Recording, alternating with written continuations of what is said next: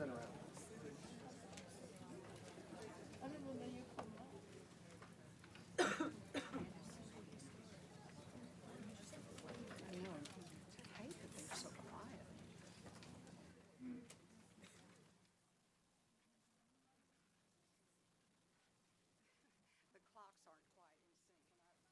Watching this one, is that the one to pay attention to for streaming and all? Good. I hate that y'all are being so good, because look what I have. Another new camera.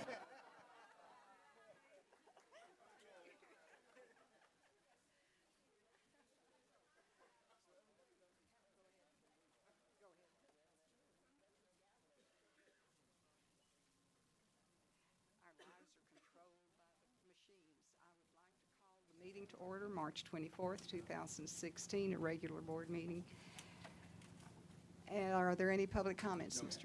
Gates? All right, we will move right into the first item on the agenda, a report from Andrea Thomas.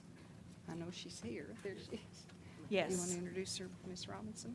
Andrea Thomas is with the National Research Firm. She's a principal in the firm. And I first heard her presentation to the TCC Foundation. She did an excellent study for the foundation. It's a community image assessment study of what the community thinks of our college.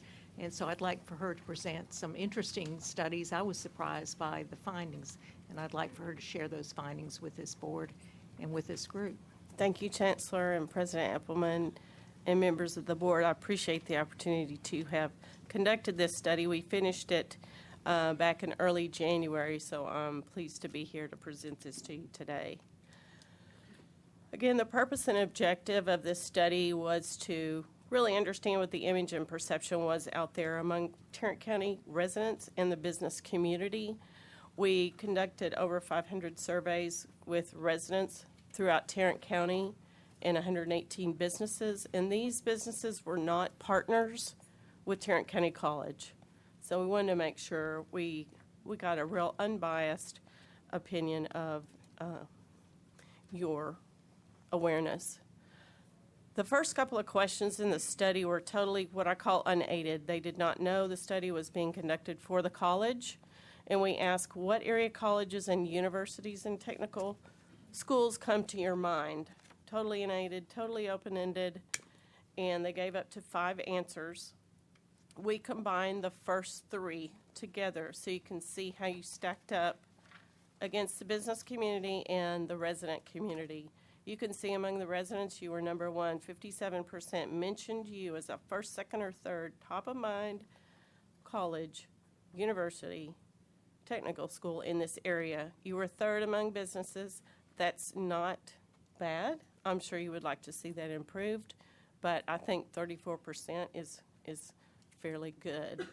The next question, again, totally unaided. If you were to recommend or attend a college, what would be your first choice? What would be your second choice? We combined first and second together. You can see you came in 5th among the business community, 14% mentioning you, and you were 2nd among the residents of Tarrant County, only 1% behind TCU. Again, this was the first question we asked, where we did mention your name. How familiar are you with Tarrant County College? And you can see the familiarity is very high among the business community and the residents.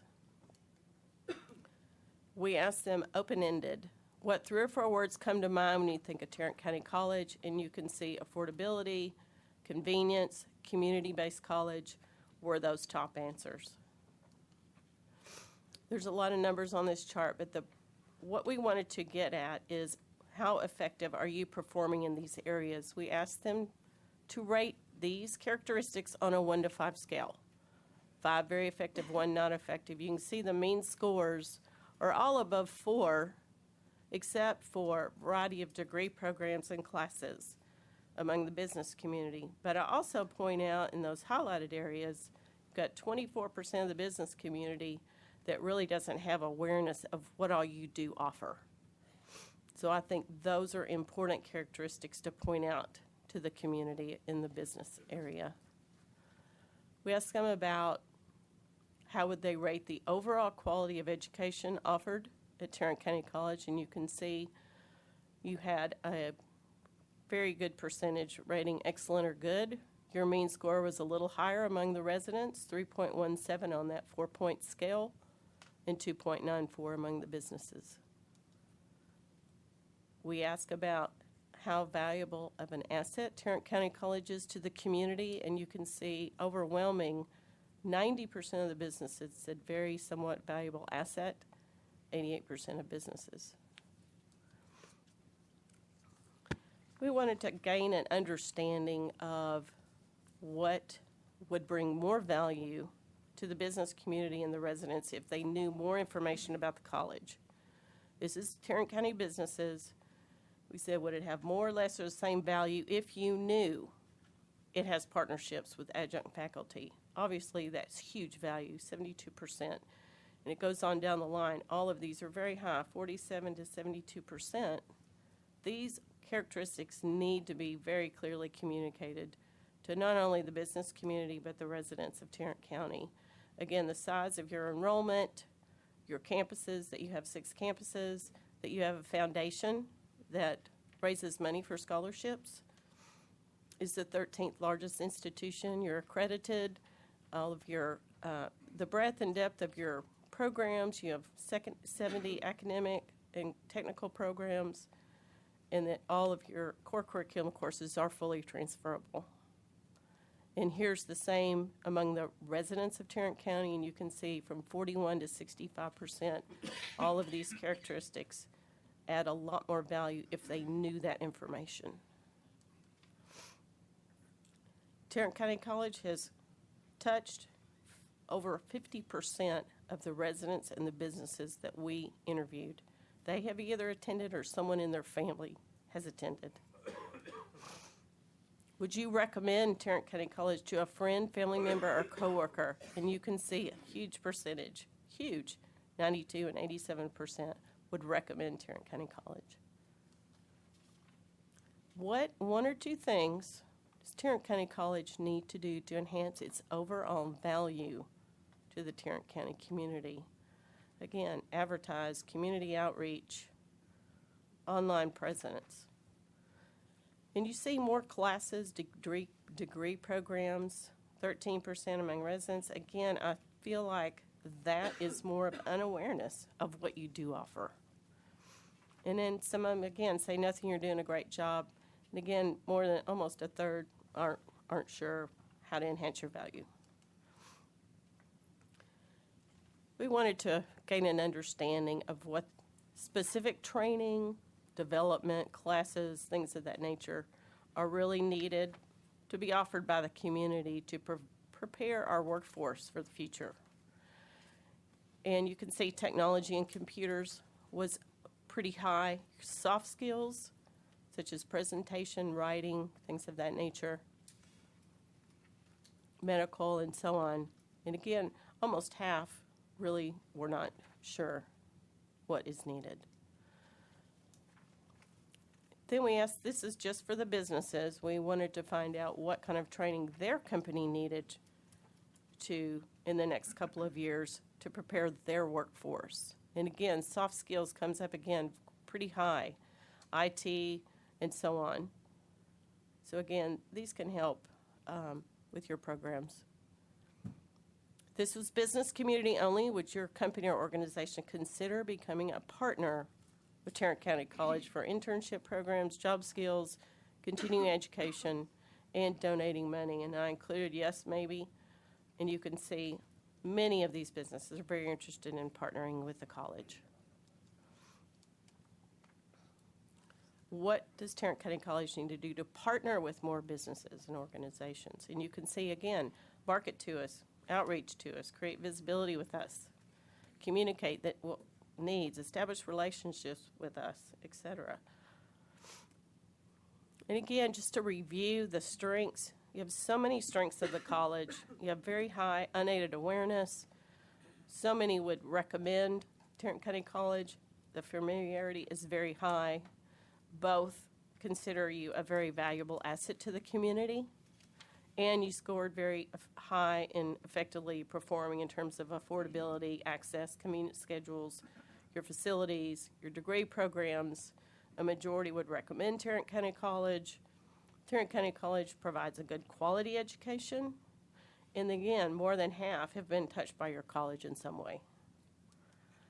So what does that mean? What are the opportunities? Well, one of the first slides you saw 34% named Tarrant County College and the businesses as first, second, or third top of mind. I'm sure you would like to see that enhanced some. Unaided awareness on what you would recommend, what college you would recommend. You came in 5th. Again, communicating those facts about your adjunct faculty and partnerships, your online classes, your programs, your campus locations, your curriculum that's transferable, your foundation, the breadth of your student population, and the size of your institution. All of those add value to not only the businesses but the residents in Tarrant County. Strategies to enhance your value to the community, not only the businesses but the residents too. Again, more community outreach, enhance those partnerships with the business community. And I have provide more class variety, but I think it's more of communicating what you have to let them know and understand what you do offer. And businesses have interest in partnering with you on internship programs, job skills, specifically in that office technology, soft skills, donating money for scholarships. And then again, strategies to partner with more of those businesses is creating that visibility, establishing relationships with those, and developing programs and trainings that businesses can benefit from.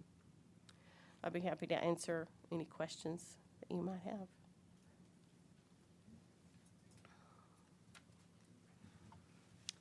Hello. Do you have the data by zip codes of respondents? We have it broken down by 4 quadrants in Tarrant County. We did collect zip code information, but putting a lot of statistical validity behind each and every zip code would be, a little spotty. But we do have it by quadrant, the 4 quadrants in Tarrant County, if that makes sense. It does. But we do have, the data is by zip code as well. And So- I'd be happy to. Even if you didn't have the statistical designation on it, yeah, I think it would be interesting to Okay, look at sure. the responses. I can provide a cross tab Right. of all the zip codes and send it to Reginald's office. Would that be, Yes. I can do that. I'd be glad to do that. Also, did you do gender and age? Yes, we did. All of that is in the full report. Just for time's sake, I didn't present all. We have all the demographics, age, income, education, race, all of that. And we did get a very good representative sample among all the demographic groups and income, education throughout Tarrant County. Yes. Thank you. Hello there. I have a question as it relates to the awareness of businesses. And I was really quite surprised, as some of the foundation members were yesterday. And so do you have any suggestions for strategies at what level of these relationships that need to be developed? And or is it at a more academic effort? You're talking about the level of the individual within the company? Yes, and just the outreach in general, because I've always thought we do a great job between our employees here, as well as even the Right. foundation, and just the awareness in the community in general. Yes. It's my opinion, and when we did the survey among the businesses, we targeted the C-level individual within the companies. So you have to start from the top, in my opinion, to develop those relationships. It might be interesting to know that the foundation which funded this survey, Yes. and we're so appreciative to them, they have organized their board to make visits to hopefully all top 100 businesses in Tarrant County, along with Mr. Rand and his staff, Jennifer Hawkins and Fred Schmidt, to go in and visit and become acquainted with and describe what kinds of programs of training we do offer. And I called it friend raising, but it's a way of educating, if you will, the businesses in Tarrant County as to what it is we can offer to them, and perhaps they were not aware or didn't realize they needed us. Yes, But it'll be a very intensive. The board has already divided up many of those 100 companies and picked companies where they knew someone, and I think some of the visits actually started today. That's wonderful. Yeah. That's how you start. Yeah, if I read the information correctly, I was very disappointed to see that the thing that attracted people most was the affordability of Tarrant County College, and the thing that they looked upon us as having the least attractiveness was the quality of education. That's very, very disappointing. I don't know if you can comment Yeah. on that, but it's just an observation. That's Yeah. disheartening. It's the perception. Yeah. So what does quality of education really mean? I mean, I know that there are all kinds of rankings and ratings, Right. and so that's such a perceptive Well, yes, it misnomer. is. And again, we just wanted top of mind. Right. You know, what is your perception of quality of education at Tarrant County College? And, Andrea, it might be important that when they were asked about quality specifically, the response was different. That was unaided when they had Correct. affordability of it. But when asked about quality, it was addressed. Yes. Yeah, Tarrant County College rated very high. Can you expound upon that? Because he wasn't talking in the microphone, so. Okay. Let me just go back to that. Talking about this slide here on Conrad, were you talking about? I think that's probably, Well, he This- was talking about the one unaided, where we ranked high in affordability, and quality was low on that one. Okay, I see what you're saying. Okay. Let me, this one right here. Yes. Okay, right. This was, totally, this was totally open-ended, I don't consider that a negative, but affordability, convenience was very much top of mind. A few people, though, did mention quality excellence. I Well, don't consider that really a negative. and a question I might have for that slide is quality and excellence comparable to the other factors that you have there? Perhaps it shouldn't have been in the same question. Well, as- this was totally open-ended, No, but you and we grouped those responses Oh, based on Okay. how they answered, so that you could put your arms around statistically what came out of that question. Okay, Is that clear? that's, yes. Okay. other questions or comments? Thank you so much. What a lot of information to Thank you so bring much. I in a appreciate the short time, and opportunity. we appreciate your efforts. Thank you. And we are on a mission to tell our story even better. And at this time, I'm going to ask Suzanne Cotreau of our Public Relations Awesome. Department to tell us some of the things they're doing to help us. Wonderful. Thank you Thank so you, much. Andrea. Go home and have some soup. Good evening, Madam Chancellor, Madam President, and Board of Trustees. I am so excited to be here to share with you some of the wonderful new advertising and marketing work that we're doing with a budget that you approved last fall for us. So if we'll go to the first slide. I want to tell you briefly about the transition or the evolution of our marketing strategy since 2013. Before 2013, we really did minimal marketing. It was event-specific. It was more of a reminder, hey, we're still here, don't forget about us, but it wasn't very intentional.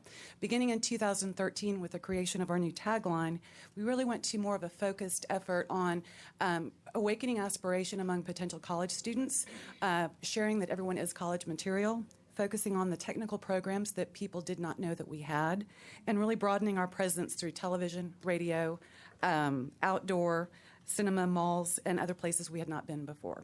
Moving into 2014 and 2015, we sustained that focus on our technical programs. We transitioned to a bridge campaign last fall as we hired our new agency, who's here tonight, Open Channels Group and Schaefer Advertising.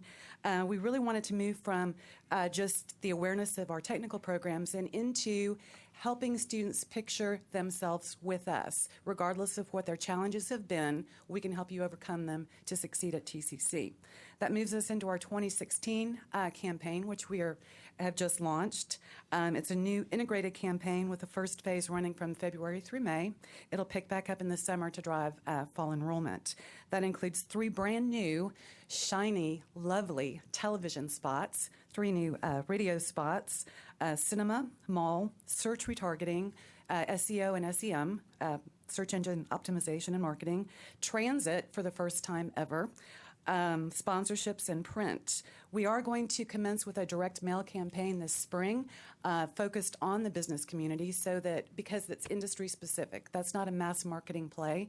So we want to be very intentional working with the foundation, with Ben and his organization and others throughout the workforce development program so that businesses do know what our offerings are to help them grow. I will say, Mrs. Appleman, that we've taken down all outdoor billboards and they won't go back up. And we are moving toward a conversion strategy, which means that with the addition, hopefully, of a customer relationship management tool, we'll go from just driving awareness and application to actual conversion into enrollment. So as we look at the 2016 campaign strategy, it's fairly straightforward. We want to get real about what people are saying about college. Most of the advertising out there shows what you accomplish once you've graduated from the hallowed halls of our esteemed institution. And that is really applicable for about 10% of the college-going students out there. 90% are wondering, can I even get there? Can I afford it? Do I have time? Can my parents help me? I have to work. How on earth can I do this? So we wanted to make that our key selling point. Number 2, we want to be real about who we're really going after. So if we look at the 140 zip codes that feed into Tarrant County College and we look at all of our demographic groups, we know that we've got 3 areas of critical mass. The first is that first time in college student, ages 20 to 26, either unemployed or underemployed. Second group is those making life transitions. Think of the stay-at-home mom whose child is about to go to college and she realizes it's time for me to think about what I want to do with the second part of my life. Third group is those in career transition, either midlife career changers, veterans who have finished up their service and are looking for their next stop, etc. Those are the 3 big buckets that we're focused on. Next, we're using real students to tell real stories. The folks that you see in the ads that I'm about to show you are not hired talent. We actually got them sight unseen based on their stories, not what we saw or what they look like or how they sounded, and you'll be shocked at how awesome they are. But we know from data show that people will better believe an authentic student's testimonial than the best paid actor out there, unless it's Matthew McConaughey. They would listen to him. I would. And then finally, we want to establish real expectations about TCC and the work that we do as a caregiver to drive student success. So if we go to the next slide, our tactics are very thorough, and this is just for the next 2.5 months. So we're doing a full push on television. That's through UVerse and cable. That's from the 29th of February through the end of April. The spots that we've designed and that you're going to see, we can use for about the next year. So they have a nice long shelf life. But they're currently in rotation on the Comedy Channel, Discovery, ESPN, MTV, TBS, TNT, BET, SPK, EIEIO, Toon TV, VH1, and on Channel 11 during March Madness. On radio, we've got all the top market performers, including we rolled in WBAP, Spotify, and iHeart Streaming. We're in cinema everywhere. We're in digital in Northeast Mall, the Parks Mall, Hewlin Mall, and University Park Village. We're doing digital targeting, geofencing, social media advertising through Facebook. That's forthcoming. Search retargeting is coming. Sponsorships in limited form, and as I said, transit. So we're rolling down the streets of Fort Worth. Next slide, please. So our call to action, as I said, we're focused on overcoming obstacles. And the notion is, no matter what obstacle you think is in your way, we can help you. So what's stopping you? So you'll see that in all of our ads. We include a link to the microsite, which we're going to show you. This was created outside of the general website because we wanted to be able to capture who's coming to see us. If you go to this microsite, which is in all of our spots, it's going to take just a second, and I apologize. What you see is you've taken the first step, now what's stopping you?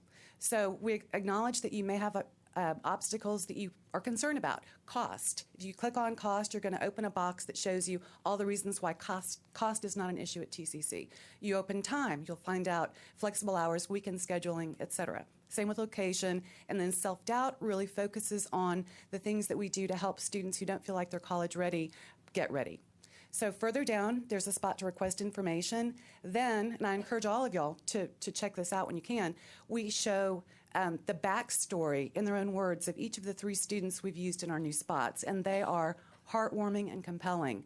But we want potential students and current students to see these are real people just like me, and if they can do it, I can do it.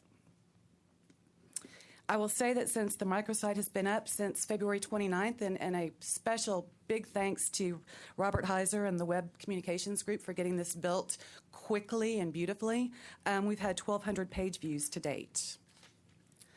All right, so let's look at our first spot. This is Jose. Jose is a 20-year-old student at our Northeast campus. His family immigrated from Mexico 10 years ago. Didn't think college would ever be an option for him. Had no idea what he was going to do, was in drill team in high school, decided dancing was interesting, somehow found out that we had a program at Tarrant County College. He's been dancing with us for 3 years, and only us for 3 years. He's now in the touring troupe and is hoping to go on to get his bachelor's and be a professional dancer. Let's take a look at his spot.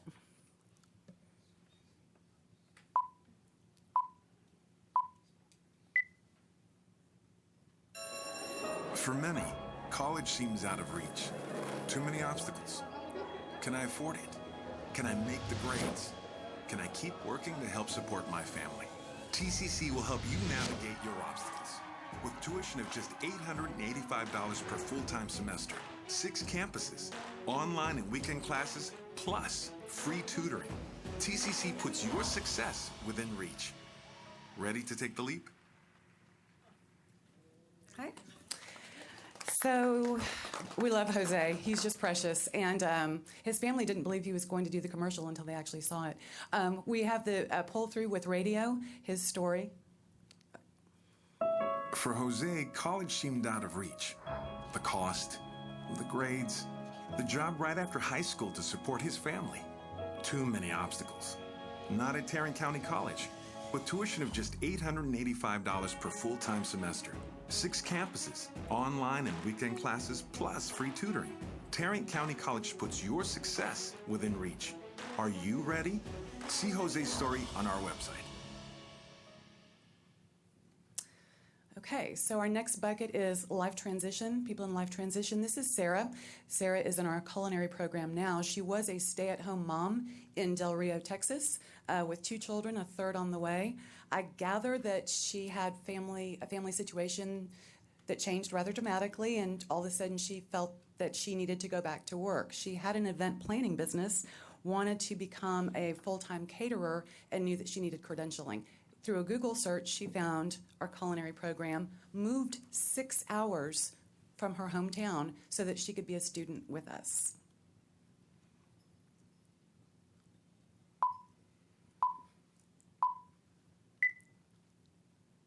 You've always put your family first, sacrificed by staying home, took part-time work while being family CEO.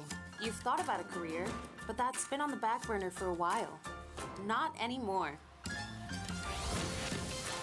With tuition of just $885 per full-time semester, flexible schedules, and a full menu of quality programs to meet your needs, TCC puts your success within reach.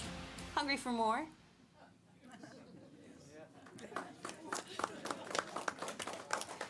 And nothing was set on fire during the filming of that commercial.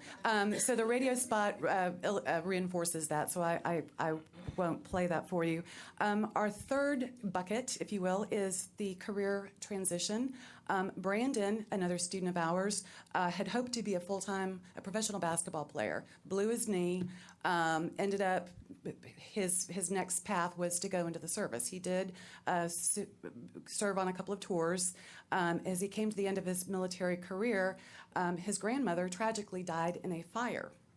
And in order to ensure that, in his words, that other families didn't have to go through what his family did, he decided that he wanted to pursue a career as a firefighter. So he did some research. He found our program. Here's Brandon.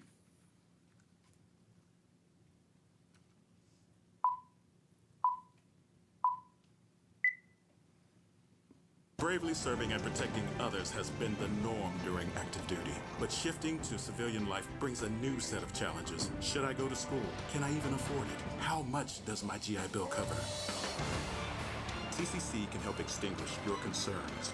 With tuition of just $885 per full-time semester, flexible schedules, 7 locations, and more than 70 fields of study, TCC puts your success within reach. Ready to get fired up?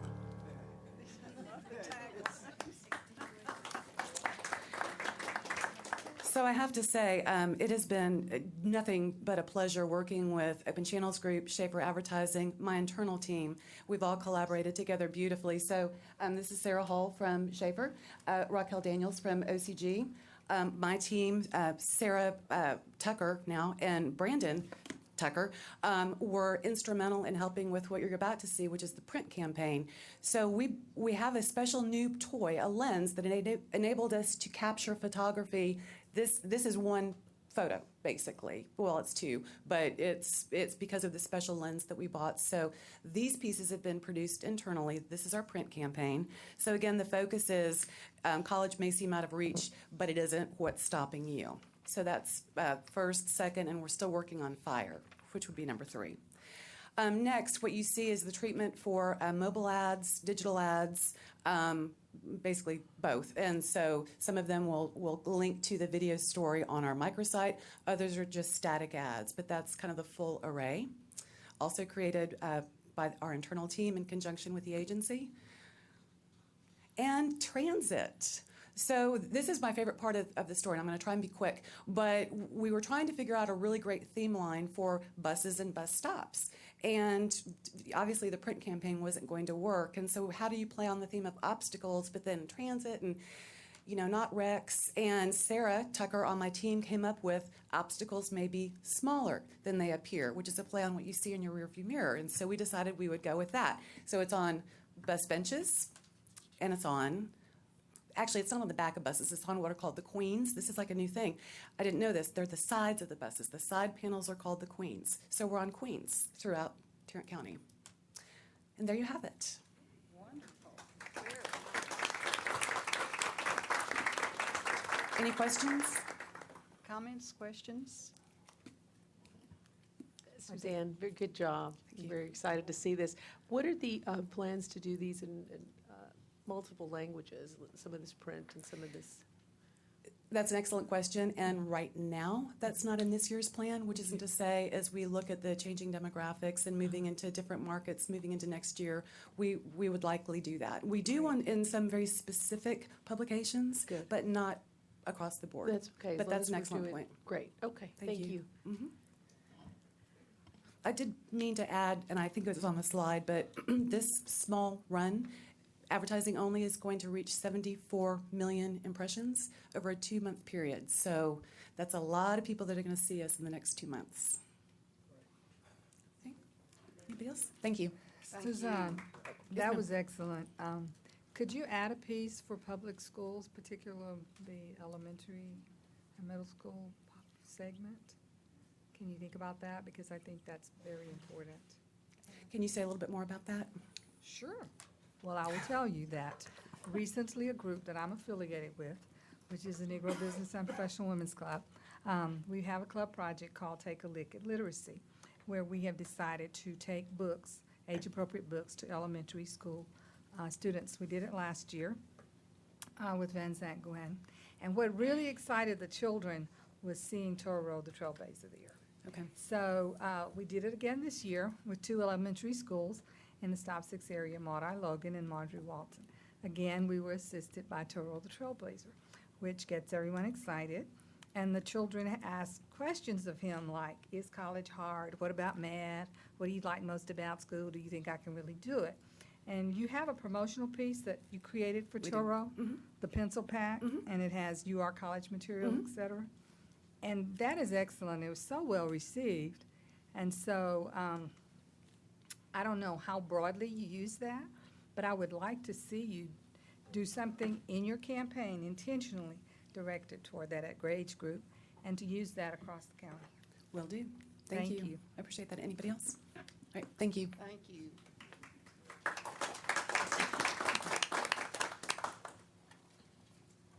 All right, Ms. Robinson, South Campus. South Campus is going to present their massage therapy program. Dr. Jordan?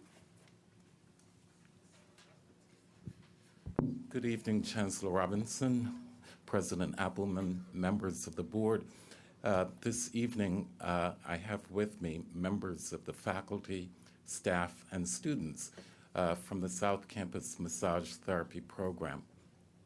I'm going to introduce Gladys Emerson, ask her if she would join me, because this is a continuing education program currently, and she will introduce the faculty member who will tell you about our massage therapy program and introduce you to faculty and students within that program.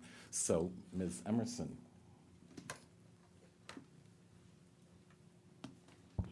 Thank you, Dr. Jordan.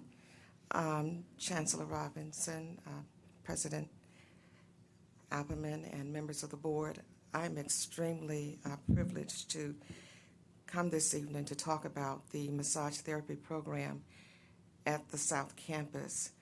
As I was driving on the freeway here to the MOC this afternoon, I actually started to chuckle as I thought about the origin of this particular program.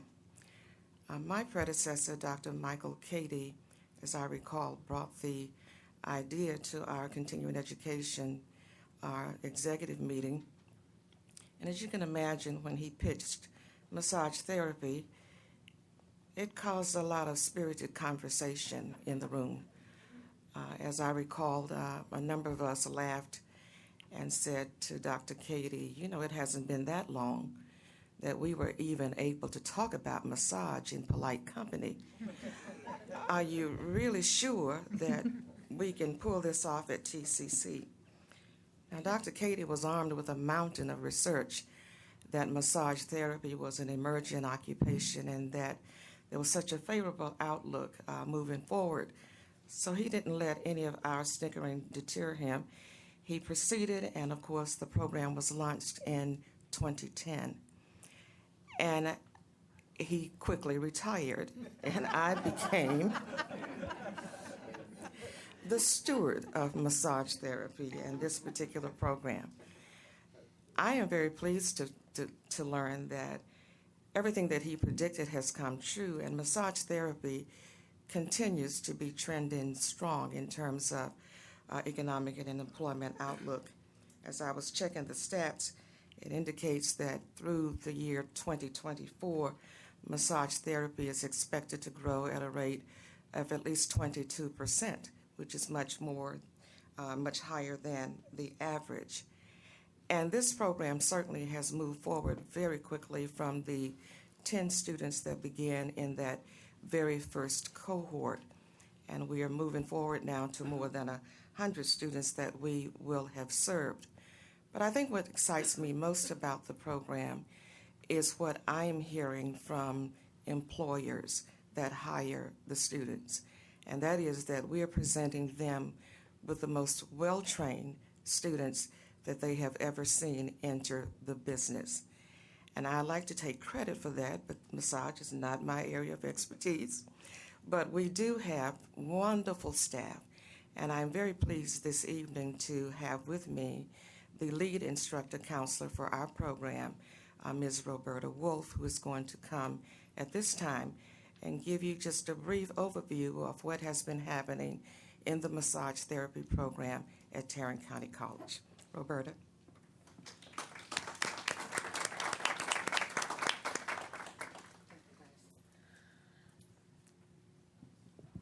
Good evening. Can you hear me?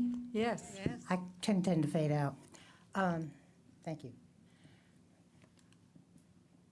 The evolution of the massage profession began basically in this state in 1986 when we passed a law regulating massage. It took it out of what Ms. Emerson was discussing and into polite society. We're still paying for that. By the late 1990s, massage included spa, it included relaxation work, it included advanced levels of sports, it included hydrotherapy, rehabilitative work, it included health and wellness, things that it never addressed in the beginning. It only addressed relaxation and spa work, some spa work. By 2005, the growing field of massage was burgeoning with new things. And it's so exciting to have been a part of it. I've been in massage since the 1990s, and I've seen the changes. I've seen the opportunities increase for our students. And we now have huge medical fields that are available to us. We have orthopedic work. We have pre, post, and perinatal work. I mean, we have doulas that come out of massage schools. Actually, I have a friend that went to massage school with me who is now knocking down $300,000 a year massaging, are you ready? Horses. Horses. She works in racehorse up in Kentucky. Yeah. We also have other large animal practices available. Oncology work, which is someplace that we didn't go back in the beginning. We have health and wellness, like I said, that's still with us. We have physical fitness. Now, a lot of us work in gyms. We have physical rehabilitation. We work with physical therapy people in, physical therapy places. We do specialty work in pain management because massage has been proven scientifically to counteract pain. There is also a big kick now in Eastern medicine and in Ayurvedic medicine, which is based in Indian medicine practice from the old days, and it's really effective work. There are pathways that are available today to our students that are exciting, and they are to a new future that is growing tremendously, and it's so much, it's so exciting for us as teachers to be involved in this and to watch our students do wonderful things. One of them in your packet, there is a testimonial from Valerie Kelso, Washington, about what's happened to her since she left massage school. And she has done and accomplished some amazing things. I'm really pleased to get an opportunity to share her story.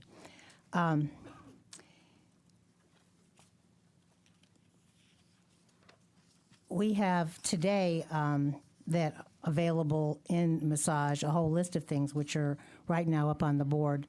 I've talked about a lot of them, but there are some other things that have been added just recently. We do a lot of end-of-life work now. We work with hospice patients, directly with people who are dying and their families, their loved ones, who are under tremendous stress. We do a lot of inpatient hospital-based massage for post-surgical patients.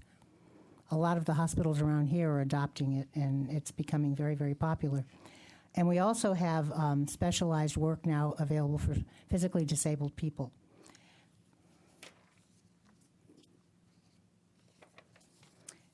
One of the things that we like to look at is why do we want to choose TCC to come to school?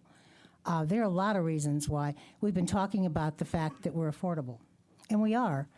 The average cost of a massage program in this area, not TCC, is about $8,000. Our cost is $2,900. That's for the entire program of 580 hours. Our program exceeds what the state requires, so we are giving them more than what they would get in a lot of places. Plus, we are located in a college. I mean, could you get it any better? Because not only do we have massage training and massage education, we also have available to them services that are part of the college. They can get help setting up a business. I mean, could you get any better deal than that? You know, go to school and be eligible for that kind of assistance? That doesn't happen anywhere else, only here.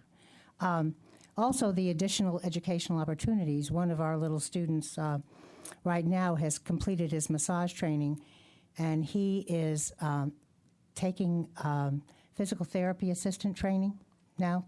He wants to become a physical therapist, and the reason he learned massage was because he figured it would help him as a physical therapist.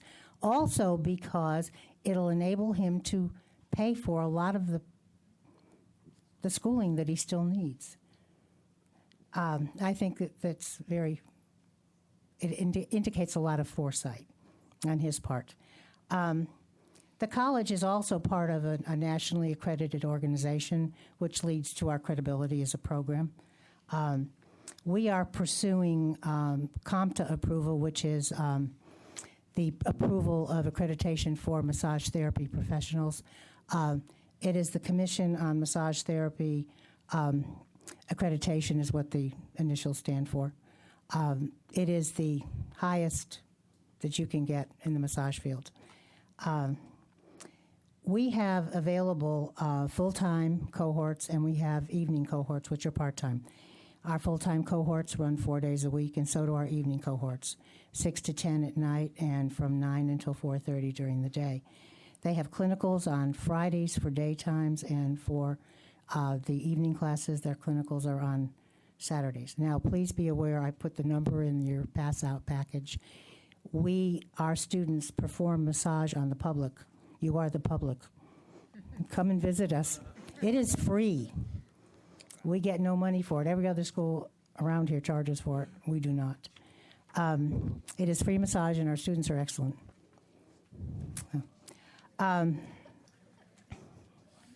We have graduated 13 cohorts. Cohort 13 now is participating in getting their MBLEX out of the way, their licensure exams. And we have cohort 14, which is a day class. And in the back, we have cohort 15. Would you all stand up?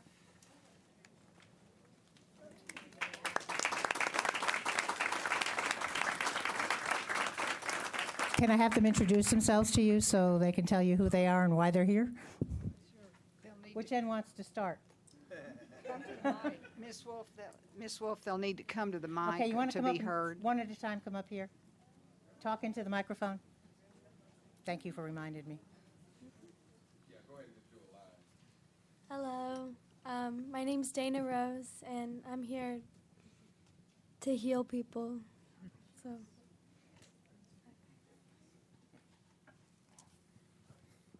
hello, my name is Kyle Sutton. I'm here to heal people as well, make people feel better. I've experienced some of the healing that massage therapy provides. And that's one of the reasons that I'm here. Hi, I'm Mike Wynn, ditto to what they said. Good evening. My name is Leah Adams. I've been a registered nurse for 13 years, 12 years, 14 maybe now. And I made a life transition. I enjoy the clinical aspect of nursing, but it doesn't combine the mind and the spirit. So that's why I'm here. Good evening. My name is Heather Robbins, and I am a former enlisted military personnel. I am in the career change and also kind of the life because I am younger compared to a lot of my fellow classmates. I chose this program because, one, it is very affordable. I do have to work a full-time job to pay rent and bills, and the affordability helps out a lot. I also chose this program because I wanted something stress-free that could help not only me, but my family and friends and those around me that would be beneficial on the money side in my career. So that's why I chose this program.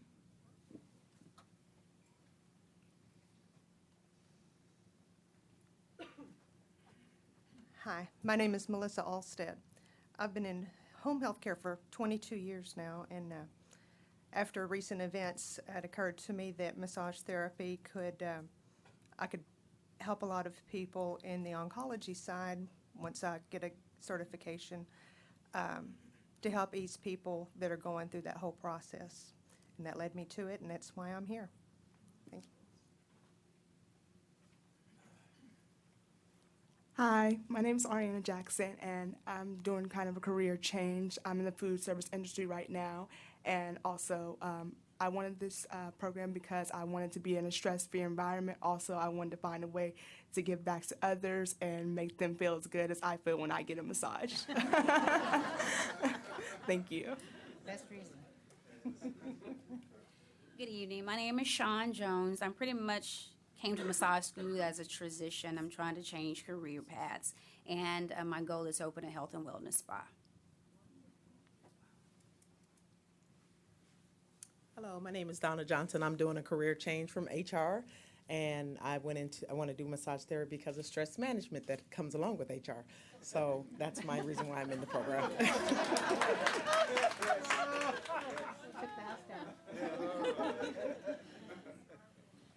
Hi, good evening. I'm Rosa Ortega. I have a familiar background in medical assistant, but what I like about TCC is it's affordable and not like any other training courses that I've been through other schools that require loans and student loans that you have to pay, but at the same time they're not credited. And one school experiment has closed because during the process going through it, I lost a lot of money. At the same time, I lost a lot of time. And what hurt me the most was the student loans that you have to pay back no matter if they close or bankrupt, whatever it is. And that's one thing about TCC is that they help us, a student who wants to look forward, who's continued to educate ourselves, our body and everything. It's there for us, and that's what I like. And that was my dream from the beginning. And now I get two things in one, and TCC is affordable, it's convenient to my house, and the best part, it's credited.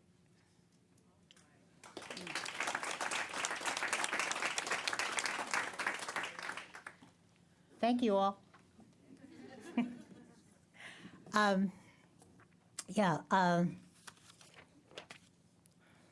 Getting ahead of myself here. So anyway, our outcomes, we've had very successful outcomes. We have had 111 enrollments over our cohorts, and we have graduated 103. Our graduation rate is 93%, folks. And the licensure exam, which we refer to fondly as the MBLEX, is a very difficult nationally used exam, and it's not easy to pass. And out of our people who have graduated from our program, 92% of them have passed it. I think the national average is about 70. I'm real proud of this. You should. I just wanted you to know that. You deserve that. Another thing that we have is the outcomes that these kids get when they graduate. The salary for graduates after about 1 year in practice is about $40,000. Now, you have to work for it, you know, like anything, any good thing, you have to work for it, but $40,000. And the American Massage Therapy Association is a little cheaper. They say $39, but I go with the 40. But I understand from Ms. Emerson when we were talking about the financial rewards of this field that in our the area that our campus draws from, the average salary for families is $17,000. And this is an amazing way to improve. It also gives you a way to support yourself and to try to strive for bigger and better things like Jose is doing. Jose's all, you know, I met him, in fact, I saw him on campus today, and he's taking a test. And he's just so excited about working and getting his license, and, you know, yeah, he's an amazing little guy. The employment opportunities that we have in this area, okay, people that hire our students, spas. We have lots of spas locally. I mean, people like to go and get relaxed and have massages. We also have beauty salons. The place where I get my hair purpleized has a massage therapist, not me. The chiropractors' offices around here, many chiropractors have massage therapists on board. They prepare their clients, and then the chiropractor sees them, and then they formalize and finalize everything afterwards by doing a little more massage. Hospitals, oncology clinics. One of the people that I graduated with years ago is now working for one of the big oncology centers in this area, and she's hiring students all the time. We have doulas. We have obstetricians that work with doulas, which are people who are trained to work with women in labor and delivery. We have orthopedic offices that have massage therapists. Gymnasiums, wellness centers. One of our graduates, licensed graduates, he owns a martial arts academy and a gym, and he has several massage therapists that work for him. We have sports teams and programs that hire massage therapists. Doctors' offices, equine training facilities. There's one down south of Waco that has several. And there's a whole bunch of other venues available. People are discovering us, and it's wonderful to watch that happen, to be a part of it. We have some future things that we're really interested in, our future focuses. We would like to see our campus and our program become a hub. The state of Texas requires continuing education units for massage therapists in order to renew our licenses, which is a smart thing to do. And we would like to be a hub locally to provide that for the massage community. There are 180, I think, thousand licenses in Texas of massage therapists. Not all of these are still in practice. But there's a lot of working massage therapists in this community. We would like to institute a mastery program and provide additional training in other subjects where we can give them a certificate saying that they've studied this and that they can do this safely. We would like to improve our grant availability to compete with other programs in the area who offer Pell, and we do not. So we would like to see what we can do to help people, because for some people, even the low tuition we have is not affordable. We would also like to complete our CompTIA accreditation. We want to obtain a compliance for VA so we can get VA funding for our students. We would like to find an additional classroom and lab someplace. And we'd like to replace some of our older equipment. Some of it's been around for 6 years. It's getting elderly. We would like to also produce some high-end marketing materials. We would like something, like you were talking about earlier. Who do I talk to? Okay. I would like to also increase our scheduling of on-site visits and event participation in the area. We would like to get our story out. And I think we need to start visiting stakeholders, because these people are so very important to the success of our students. I'd like to look at collaborating with the undergraduate department and seeing what we could do about an AA in massage. Several places grant these, and it would certainly improve the credibility. We would like to recruit experts, and when I'm saying experts, I'm talking about people who are internationally and nationally known, to bring them to our campus to provide seminars and workshops, and that would, get our name out into the community. This guy's coming here. Wow, I have had a request from a gentleman up in Connecticut named Joe Muscolino, he's a chiropractor and he teaches orthopedic massage, and he asked me if we'd be interested in sponsoring him. So I'm in communication with him, trying to get him to commit to dollars and cents. We would like to increase the community's awareness of our program, and we want to enhance the reputation of our program by offering to the community this, excellence in training. We also would really like to look at the feasibility of a Spanish-speaking program. It's hard to learn in a language that isn't your native tongue, and a lot of people are not born speaking English. There's a lot of Spanish speakers in this area. I have one person on our staff already who is a Spanish speaker. We would also like to enhance the curriculum for the visually and auditorially and physically impaired. I know what I'm speaking. So I have a soft spot in my heart for people who have handicaps. The next slide gives you the number to call to make an appointment for massage. I figured you'd want this one, you know. It's in that packet. Call us and we will get back with you and set up an appointment. And all in all, we thank you very, very much for the opportunity to share our program with you and tell you of all the exciting things that we have going on. I would also like to introduce you to one of our success stories. Veronica Zapata is a graduate in the 5th cohort, graduate or 3rd? 3rd, yes, excuse me. I've been sleeping since I thought about that. She has come back to us now as an experienced massage therapist, and she has gotten her LMTI, which is needed to teach hands-on massage, and she is now one of our instructors. I'd like her to talk to you a little bit and tell you why she came back.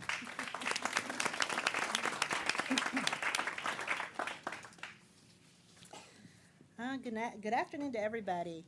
I was asked to explain what brought me full circle back to TCC to teach massage therapy. And the short, unquestionable answer is illness and blind faith. That's what brought me back. The long answer focuses on a number of milestones in my life, along with the reverse engineering of my illness. Okay? Let me explain. In 2008, due to work overload, lack of sleep, and stress, I became chronically ill from a neurological condition called trigeminal neuralgia. In 2009, I was introduced to essential oils, massage therapy, and supple energy work. Within 3 months, I was no longer bedridden. What about that? I started that journey that I needed to start to regain my health. So in 2010, I did some extensive studying in essential oils and in energy work. Hey, I'm reverse engineering here.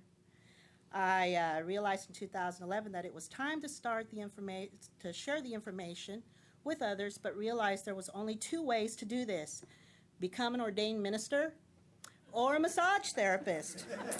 Guess what? I chose the latter. Okay. So in June of 2011, I started my journey at TCC in the massage therapy program during the day. By early 2012, I was licensed and working in 2 establishments: an acupuncture center and my own private practice located inside of a family business that had been in existence for 40 years. So business was overwhelmingly great, enough so that I stepped out of the acupuncture center, and it was really nice because clients that I had worked there on went to massage school, got their license, and took over the spots there, so I didn't have to worry about conflict of interest or anything like that. So now I spend my entire time at my own establishment and have been there since 2013. So in mid-2014, I had a driving desire to teach essential oils to individuals who are using them at home. Several of my clients were requesting these classes. So I pondered this choice and asked for a sign as to the magnitude of how these classes should be handled in regards to size and exchange of knowledge. Well, several days later, the previous head instructor of TCC's massage therapy program contacted me. I heard you guys upstairs. I heard you. So in September of 2014, I began the studies that were required to complete my massage therapy instructor's license. So in January of 2015, I sent off my documentation to state. A month later, I began to shadow Anna Crumby, who's in the back. Let her stand up. Anna. She's been there forever. She's my heart. Okay, so I started shadowing Anna while the paperwork processed, and I was basically there watching her instruct, build lesson plans, and develop curriculum to better the program. These months spent with Anna taught me the 2 most important skills required to teach: patience and tolerance. Okay. So on January of 2015, or actually June of 2015, I began teaching my first cohort of students at night They graduated in February of 2016. Two of them have already taken their NBLEX, and both of them passed with good scores. So I was excited for them. And at the back of the class, you've seen all the students. And what's really, really nice about every student, they're in some form of transition. And what I tell these students is they're Chiron. Has everybody heard of Chiron, the planet? It's the planet of the wounded healer. There are people in this back row, as well as myself. I consider myself a wounded healer because I was sick. I experienced it, felt it, know how it feels to be in that condition of pain and suffering. So it gives me a higher level of compassion for those that are feeling bad. So just a raise of hands, how many of you in the back row have gone through some form of illness that massage therapy helped? Okay? You have that, and those people are that. They're the helpers of humanity. I call them that. So today, neurological conditions are on the rise in the United States. 1 in 6 people here in America have some form of neurological condition. A deep disconnection of self is part of that disease. Massage therapy helps to connect client back to themselves through the mind, body, and spirit approach. Wellness can be achieved through the integration of massage and Western medicine. I'm proof of that. So my return to TCC as an instructor is for the 2 following reasons. To help provide a group of bilingual massage therapists in the Metroplex. This is an untapped demographic of 67%. We are open to massage therapy because of our shamanic beliefs. It's there, and Hispanic people are so close-knit, you'll get the whole family in if you can just convince one, okay? But most importantly, to build strong, disciplined, and humble future massage therapists who will be able to assist in helping our nation manage the pain through the manipulation of soft tissue and body work.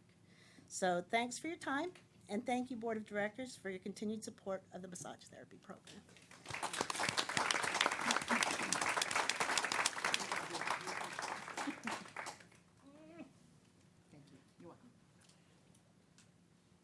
Does anyone have any questions that I might be able to answer? Well, first, let me compliment you on the work you've done and the growth in the program. As I recall, when the program was initially approved, I had great concern about the 10-person limit per cohort. And so your goals are very ambitious, and I would encourage you to vigorously pursue the goals that you have set up for yourself. They're very admirable, particularly more grant funding, as well as accreditation classes, crossover classes from CE to credit, and all of those are very great. I'd like to throw the challenge out to the foundation to consider funding for CE students, in particular in coursework like this, because I think it's very valuable. And I believe that it is a great recruitment tool. All of our certificate programs or all of our continuing ed programs are great recruitment tools for our credit programs. Yes. And I see that as an untapped a market for dedicated, competent, full-time students. So congratulations. And I bet that this is budget cycle, that Dr. Jordan can include an argument with his peers to find you another classroom and get you some updated equipment. Thank you. I would like to introduce one more instructor that we have that I didn't mention before. Sherry Brown, where are you? Sherry just started with us. She teaches science. Any other questions? Other questions or comments? Thank you all so much for being Thank here. you. Joining us this evening. Thank you for the opportunity to talk to you. We have a photographer here if you would like to bring the students Okay. forward and have them. Everybody up into the And for the front. people who are and the listening, Instructors as well. could you tell us when the cohorts start and what's the waiting period? Because I've heard that it's rather hard to get in the program, so. The next cohorts, we have a day cohort beginning in June, on the 6th of June, I believe. And the next night cohort, which is the most popular, is available in next November. That's the problem. A lot of people want nights, and we don't have enough classrooms to do 2 nights at once. I hope you can address that challenge also. Thank you. They need more spaces. They do. They need more spaces. I don't know if it's an accreditation issue. I mean, I know they wanted to start small, but it really is. His people having to go to these profit things for $35,000. I know, it's a shame. Take another career. Snuggle up. Turn sideways. Come on in. No, you can't, Rosa can't stay, you can't stay in front of me.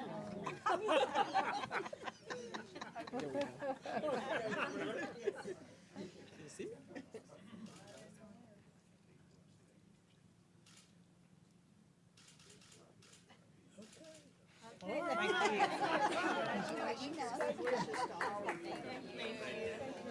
Thank you all for coming. It's so nice to see all of you. Thank you for coming. Thank you for coming.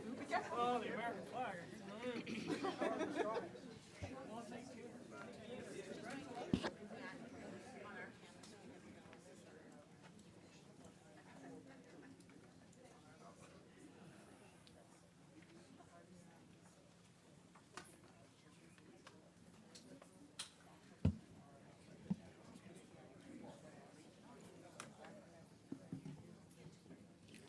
As almost all of you know, our colleague Tim Marshall is leaving us for Brand X City.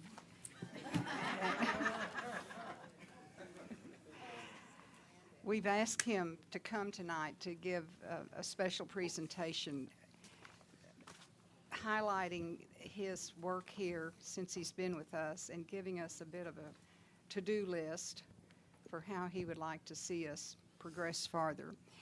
I think I saw Maria Shelton stand up. Maria took care of us before Tim came, and she's going to take care of us until we find a permanent replacement. So, Maria, listen up. You've got your pencil. I told him to give us a shopping list. We couldn't make any promises, but I know he's had some thoughts about directions we should go. So, Mr. Marshall, you're on. Chancellor, Madam President, members of the board. First thing I want to do before I get into the meat and potatoes of the list of things that we've accomplished, I want to thank the board for providing the resources that have allowed this list to be completed and allows the good work of the technology area to continue. I also had a very good previous environment that was set up for me, by Maria and the staff. So when I got here, it was very easy to keep that momentum going. There was resources, there were faculty and staff that had, my peers that had challenges that they were placing in front of us all the time and continue to do so.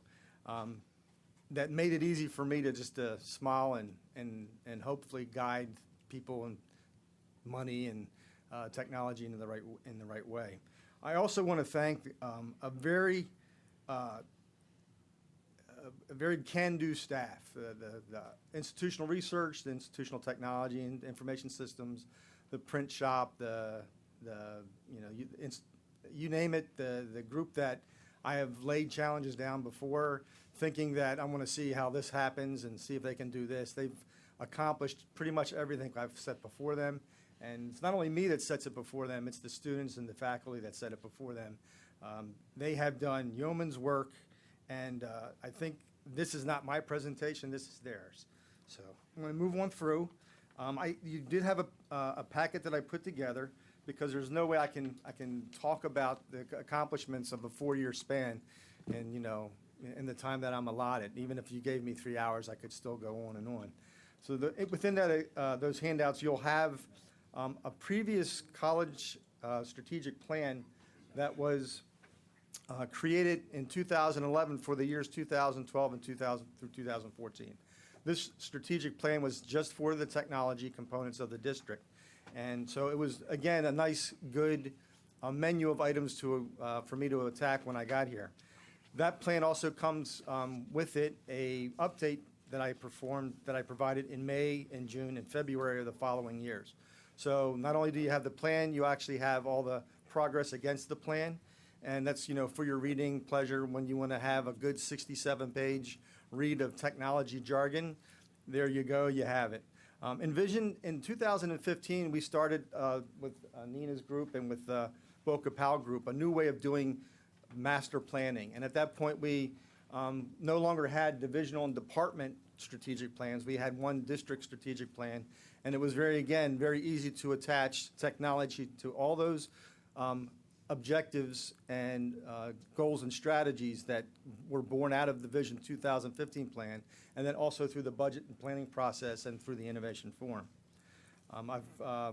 You'll have two Excel spreadsheets, one that has a list of all the completed projects, large projects that we have done since 2012 and through now, today, and then an ongoing project list, and I'll talk a little bit about each of those years that we went through, and then the ongoing projects that we're currently undertaking.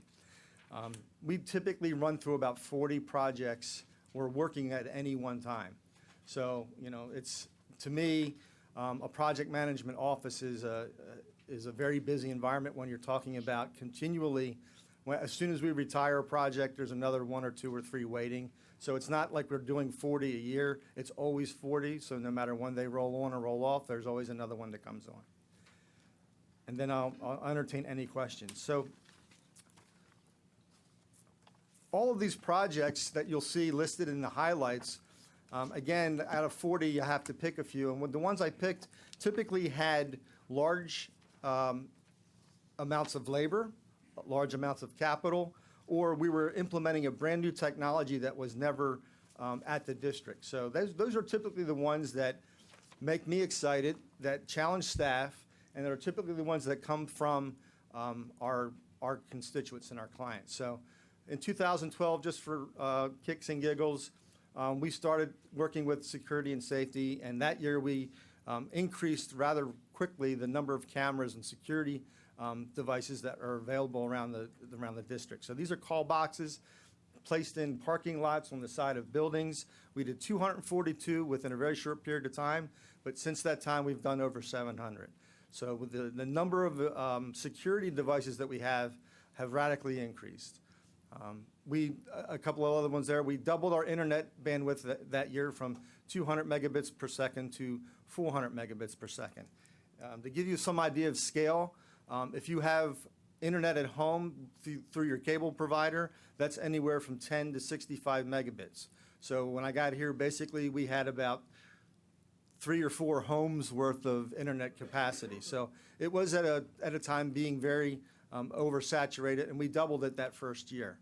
And we began the project of upgrading the technology that's in classrooms. And every year I come forward with a request for approval for $680,000 worth of hardware and software that we put into the classrooms, and that was our first year. We did 18, and we thought we did a pretty good job.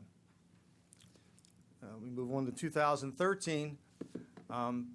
Again, some of the same types of, using the same rubric of labor, capital, or new technologies. We found rather quickly, you'll see internet bandwidth went from 400 to 1 gigabyte per second.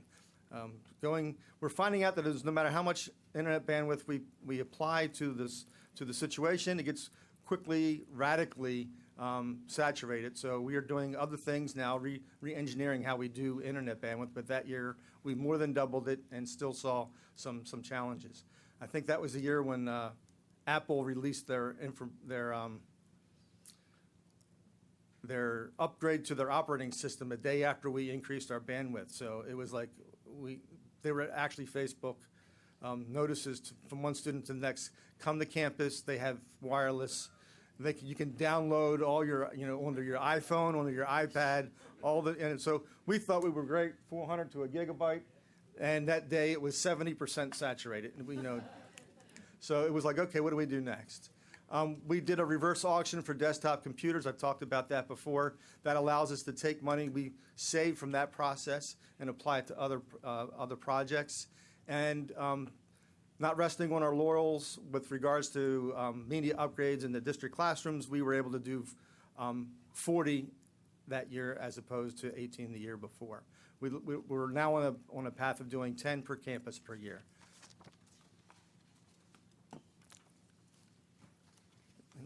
In 2014, the big focus was on SACs, so we helped facilitate that process through our compliance and research department, but that was really a district-wide activity. There was participation from faculty, deans, department chairs. We helped out in gathering some of the information, worked with some previous employees that we brought back. I think Maria and Dr. Linda Hines helped out with authoring some of that material. So that really took up a large part of labor, but not so much money. At the same time, we were doing really good at our campuses with regards to internet, and we decided to help our off-campus centers have that same feeling of quick connectivity, always on capacity with regards to internet. So we focused on those off-campus centers for that year. New buildings started to become part of the lexicon. So a lot of my time, a lot of my direct reports time, we were spending time with facilities because this was the year when we started to actually build new buildings and take advantage of, from the design standpoint, bringing in new technology at the time you were talking about building a building. So the early college high schools, a great opportunity, but also a really healthy challenge because high schools do technology radically different than colleges do with regards to access and how they connect. So again, long time, those were lots of money. And then our favorite was the bucket of paint at OWTL. You buy a manufacturing facility that is a secure manufacturing facility, in this case Bell, who they were doing secret government work on their helicopters. They removed everything. So when they left that building, they didn't leave a bit of wiring behind. If they did, they would cut it off at the ceiling, and the racks were empty. So our bucket of paint rather quickly became, how do you outfit 160,000 square feet with technology in a budget year that didn't really expect to have 160,000 square feet of technology? So, working with Mark, working with facilities, that was a fun project for me. I don't know how much fun it was for my staff because they had to crawl into places that, they probably weren't prepared to crawl in. And then I moved them there, so. We'll talk about that. They'll talk to you about that at another time. Not the most favorite decision made, but, not all decisions are easy. I'll bring you into last year, 2015. Oops, we both went up at the same time. Laserfish, Laserfish is an implementation for document management, where we take paper documents and pretty much scan them into digital format and also assign database attributes to them. So they're not just pictures, they're actually database objects, and attach it to our ERP system. We had used a number of other products before, and we were standardizing on this one.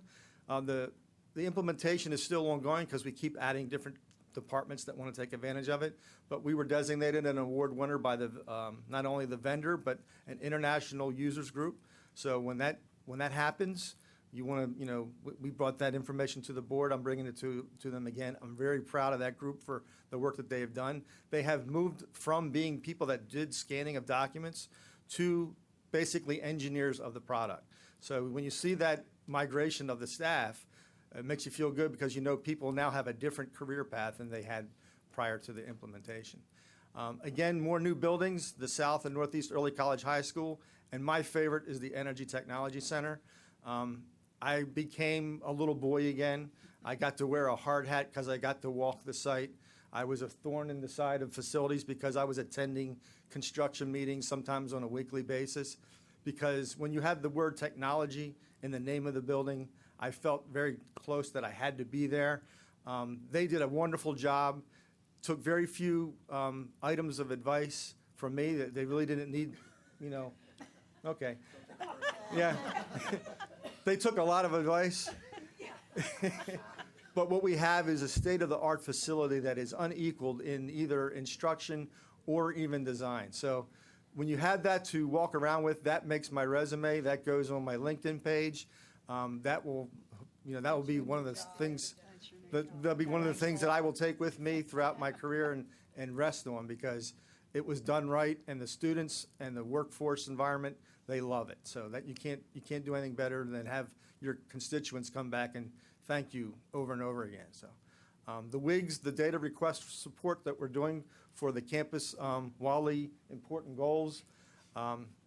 That was a wonderful challenge to our institutional research team, and they've stood up and they've delivered, and I'm very proud of what they've done, and they'll continue to do with regards to the presidents and their data requests. I have a really good group of peers on the KELP, and they know now that no request is too little or too big, and they keep coming at us, and we keep hitting the ball out of the park for them. So I'm very glad of that. So that's what we've done. Again, more projects you can see. That project list, even again, doesn't cover everything that we do. Those are just the things that make a project manager's list. Some of the other things that I've really enjoyed working on are the anatomage, the 3D digital cadavers. Not a big project, but the impact that it has and the place it puts us with regards to comparison to other institutions, when you have something that not even 85 to 90% of the medical schools in the country have, and you now have 3 of them, that's something, again, marketing needs to take a look at and push and show our students that we provide them something that they cannot even get at TCU or other local institutions.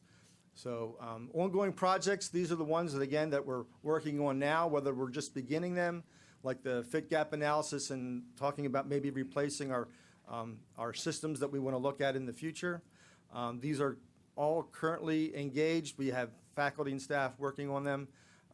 Some of the fun ones there would be the West Fork connectivity. I think I brought an item to the board a couple of weeks ago about the first part of the funding for that, just to connect that building to our data center. Again, we're going to be working with new space to us. The new space is always fun to attack because you get to attack it with new items. So I kind of zipped through it. I don't really want to think that this is a minimized discussion. I think the documentation that I provided in the packet should do you very well with regards to what you've been able to accomplish using our staff. Again, it's always, the big picture is always in this room. And it's hard to sometimes go out and look and see where the little picture connects. If you ever get a chance to walk down a hall and just peek in some of the rooms, we're unrivaled in the amount of technology with regards to what's available in community colleges. And it's a good feeling for me, but it's also, you should be congratulated for providing that approval process. And then also, I know you guys go out and talk about it, because I get phone calls from my peers at other institutions that say, my board member talked to your board member, and they want to know about this digital cadaver thing. So it's nice that when those calls come in. So I know you're talking about it somewhere out there. Somebody's talking about it, and it makes me feel good. So leaving that, that's what we do. That's what we've done. It's always a we thing. It's not even just the IT staff. Many of these projects require input and participation with the staff that work at the campuses and that work in other district offices. It's never just an IT group that does something. Ad Astra is a perfect example. We've got the IT group is the smallest component of workers in that project of over 100 people. So the congratulations goes district-wide.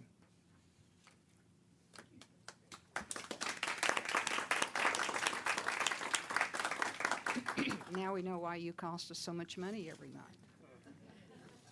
It's just money. It's just money. What questions or words of farewell does anyone have? Besides, thank you for getting us to this place.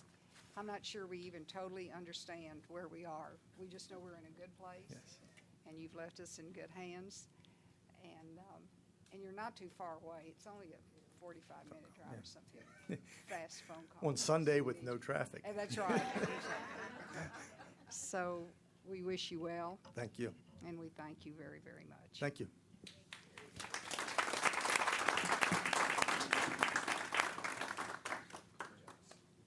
All right, we will now move on and approve the minutes of the February 18th meeting, 2016. Motion to approve. So moved. Second.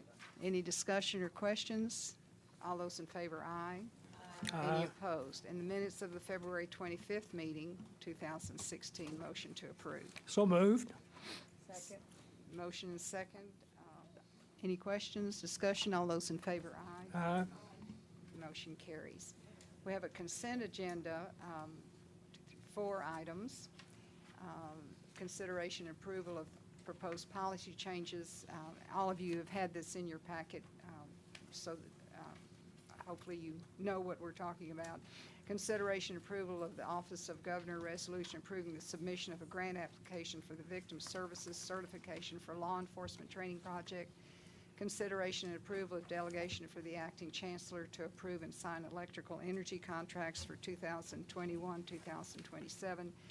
And a recent add-on, consideration and approval of authority for acting chancellor to approve and sign all contracts for repairs from the March 8th, 2016 wind and hail damage at the Northwest Campus. Motion to, is there anyone who wants to remove anything from the consent agenda? If not, a motion to approve the agenda. Mr. Heed, a second. Second. Mr. Carter.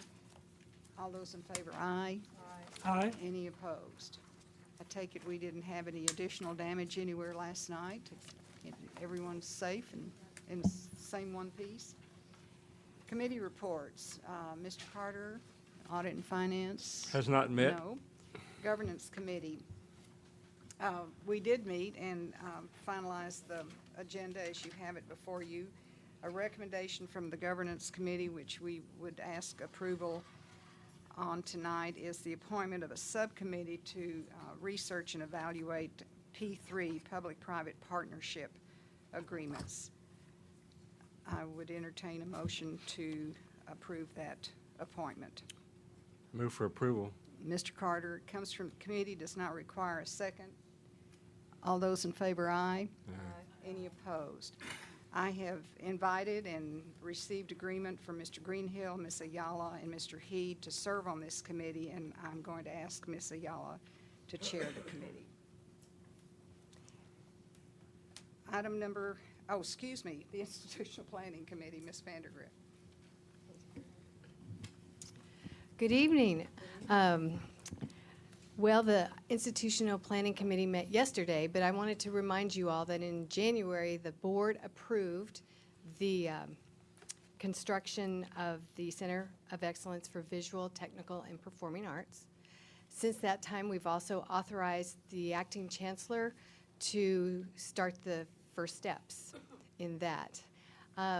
In February, we met at the Northeast Campus with Dr. Gobin and his team, real estate and facilities, and a number of professionals, and enjoyed looking at the vision and academic opportunities ahead. So that was all terrific.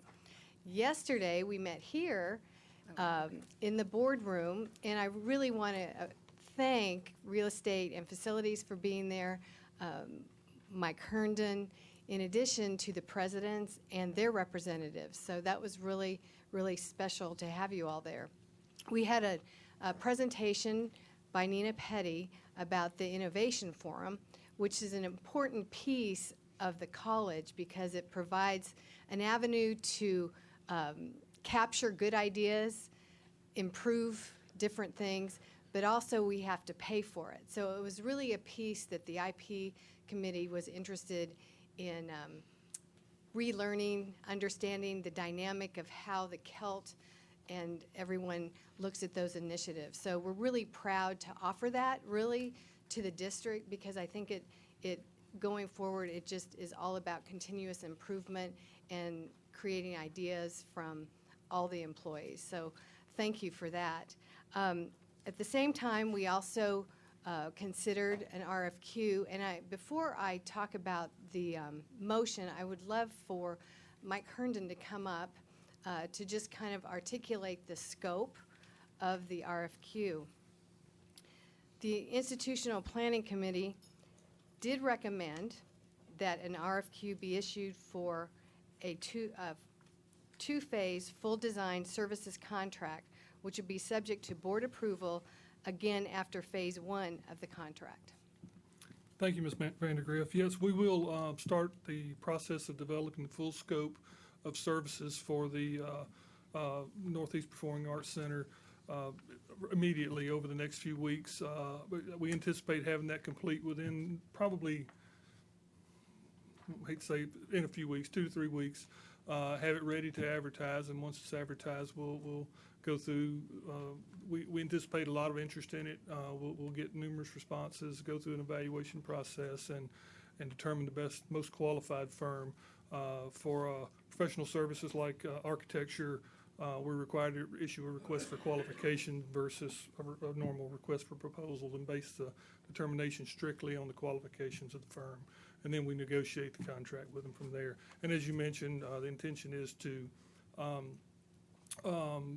once the contract's negotiated, bring it forth in two different awards. One to do the preliminary programming, preliminary design and cost estimate.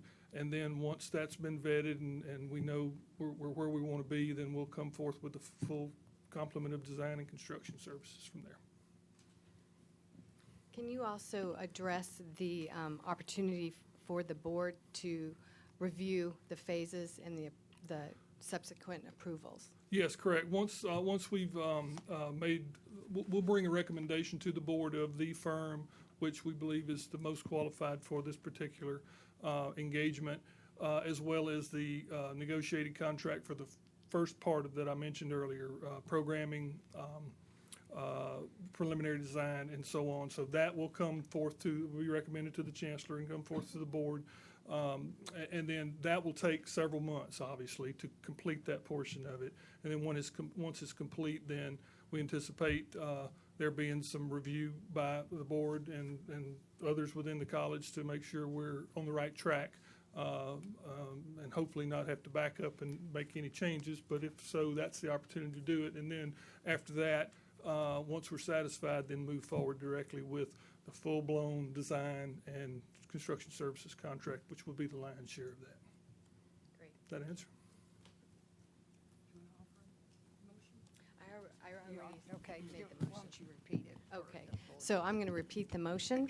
The Institutional Planning Committee recommends that an RFQ be issued for a two-phase full design services contract, which will be subject to board approval again after phase one of the contract.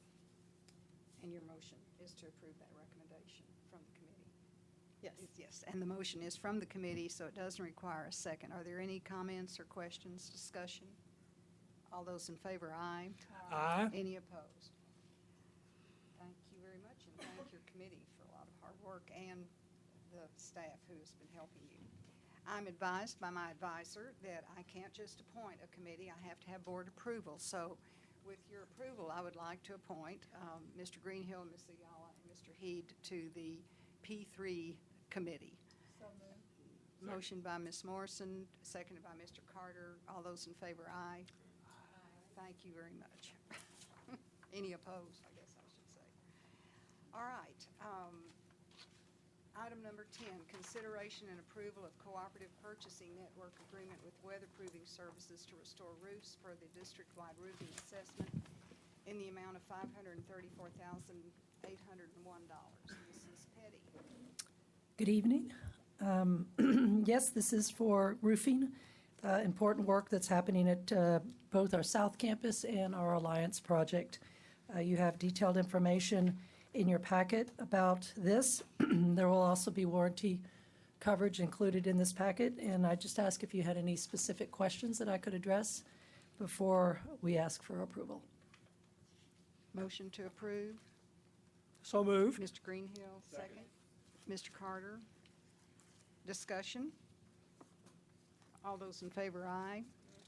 Any opposed?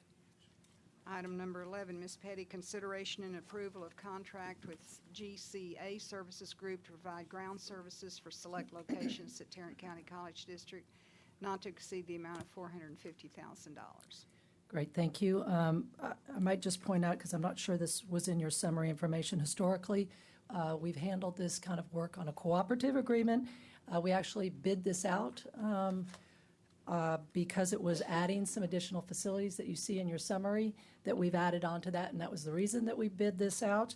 GCA did win the contract for this, and we felt like they provided the best value for this project. I would also mention to you that in our Innovation Forum, we do have a project talking about how we can be more creative in doing the work internally that we're exploring, but this is for actually, it's for 1 year. It's 4 years with 1 year renewals each year. So each year after 1 year, we can reevaluate it. So are there any questions in regard to this particular contract? Motion to approve. So moved. Mr. Greenhill, seconded by Ms. Vandergrift. Any discussion, questions? All those in favor, aye. Aye. Any opposed? Motion passes. Item number 12, consideration and approval of contract with Mart, Inc. for renovation of health and physical education building on Northwest Campus in the amount of $1,661,403. Ms. Petty. Thank you. And there is a fair amount of detail in your summary on this one. This is one of those situations where one small little thing turned into multiple things, as you're going to see. And you'll see some additional contracts come back to complete the work on this particular situation, but it is a very important one to do at our Northwest Campus, and we're hoping you'll approve it. Are there any specific questions about this project? Not the project, but I'm wondering, it sounds like it's going to be very disruptive for the facility there. What are we going to do to provide the services while this work's under construction? Well, I will tell you, the Northwest Campus is working hand in glove with us in terms of the timing of getting this project done this summer. It is a complicated project, and it has grown considerably when it started as one small incident, and we're trying to get that work done. Chris Campbell is leading the project, and is going to be overseeing it every step of the way. And again, appreciate your comments on understanding how complicated it is. I get that. I'm just asking, now we won't have the facility to use, so what are we going to do about all that student traffic? We adjusted the schedule in an effort to be able to deal with it. There's nothing else we can do except address it. In other words, just do what we can do. That's right. We're going to have to just work around it. Are you going to have to cut down course offerings, or? Yep, that's So absolutely they'll have to right. take these courses at other places, or forego them for what, a year or 6 months? What? This For summer? 3 That's months, pretty- Chris, 3 months. 3 months. That's not too bad. It's not. I mean, Chris is mouth breathing, I know, over this project and getting it done on time because it's a short time frame. And this happens a lot. And I will tell you, the campuses are very accommodating when we have to do this kind of work to help us, because it just is what it is, and it's complicated and hard, and appreciate your understanding how that happens. But we're hoping we can get it done in 3 months. Motion to approve item number 12. So, second? Mr. Carter, seconded by Mr. Greenhill. Additional questions or discussion? All those in favor, aye. Any opposed? Thank you very much. Thank you very much. Item number 13, it looks like Mr. Gates is rolling up to tell us about it. Consideration and approval of contract agreement with the CrossGroup for strategic planning for Tarrant County College District in the amount of $205,640. Yes, Madam President, thank you. This is the contract with the CrossGroup, who I think you'll recall did the last Vision 2015 project for us. This is for the next 5-year strategic plan. You'll see the related costs, and we've spent already about $37,000 with them on some of the preparatory planning. I think you'll recall during your retreat back in October, they did an initial session with you all. They've since met with the CELT, conducted some community forums, but this is for the work on a go-forward basis for between now and the next 3 to 4 months. And I'd ask your approval. Motion to approve. Mr. Heed, second. Second. Ms. Vandergrift, questions, discussion? All those in favor, aye. Aye. Any opposed? Thank You you. may roll back to your seat. Take this shortcut. Oh. No. He knows where the cameras are. Really, yeah. Everybody be nice to Reg. He's been through a lot. Mr. Marshall, is this your last hurrah? I promise.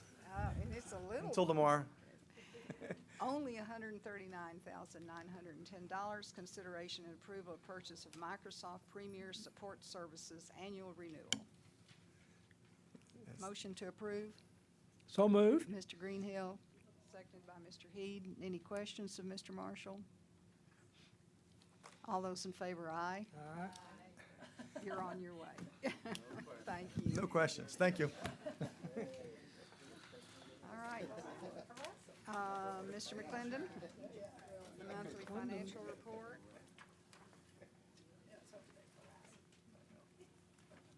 Mr. McClendon, Mr. McClendon, wake up. financial report. All right. I was waiting. All right. Good evening, Madam Chancellor, Madam Chairman, Board. I've been asked by my staff to make this a little different, so let's see if y'all like this. Okay, so I'm just going to start by the normal part. Okay, we typically right now we will be looking at 6 months. So we're looking at expenses or revenue that are greater than 60%. So if we look at our first item, state appropriations are fine. If we look at the second item, maintenance and tax operation and maintenance, it's good. And actually, we are 6 million greater than the same period last year. So I asked Chancellor Robinson if I could just take a moment, because there's been a lot of questions about the TAD and the TAC. So I'd like to explain it to the board if y'all would like to do it and kind of give you our synopsis. So let me give you the details, and then I'll tell you where TCC is in its most excellent position. So what happens is the county assessor went ahead and started a new software process. So they did an implementation. However, they didn't run a parallel. And this is the first time they've changed their software in 33 years. So this is something that hasn't happened a lot. Unbeknown to me, they decided not to do a parallel, which is something that you never do when you change over softwares. So when they found out, unfortunately, how can I say this? They found out that most of the districts had found out that they did not have all the uptake that they could have had. So some of the districts are very concerned because they're not getting all the revenues that they could have gotten. So when we looked at it, and we've gone to countless meetings, the item that came forward was the fact that if you look at Denton County, and if you look at, has a 10% appraisal increase of the total property appraisal. If you look at Dallas County, it's sitting on 7.5. This is the overall for the whole county. When we looked at Tarrant County, it was 5.7. So there is reason to believe that if Dallas is at 7.5 and Denton is 10, Tarrant could be at 10. We cannot agree, or it is a forecast. So that is why you have read in the news that a lot of the independent school districts have said we had not received this amount of money. However, Tarrant County colleges are very conservative, and we're very strict on data. We can't take just a supposition. So they will be doing an audit. And when this audit is finalized, they'll be able to tell you how much did you lose. Now, this money you will not recuperate. However, that is the factual news. The good news for TCC was that we never counted on that money. And so it is not affected. In fact, the number, if you had probably, as you remember, every month I had told you that the curve was less, we were receiving less than anticipated. Now we've caught up. We are saying that if you had gone to the total percentage that we think this uptake, TCC would be getting between $2 to $3 million. That is not something that we're really worried about. So I want you to dispel any concerns. I don't want you all to be up at night or concerned about that part of it. TCC, we're in a wonderful shape. We did not consider that money. However, we go to all the meetings and we're always vigilant. But if you look at the amount of our maintenance, we're at 97.4% that we've collected for the year, and that's what we're expecting to collect. So I think we're in a very good shape. We're not concerned at all, but that is due to the reason that we don't count money. Now, let's talk about next year, right? So what's happening with next year is they have a new law that they have that's called equitable and uniform, which is a new protest law. So that means that before you were compared one property within the proximity. So if you lived in a neighborhood, we would compare one property to the property that was close to you.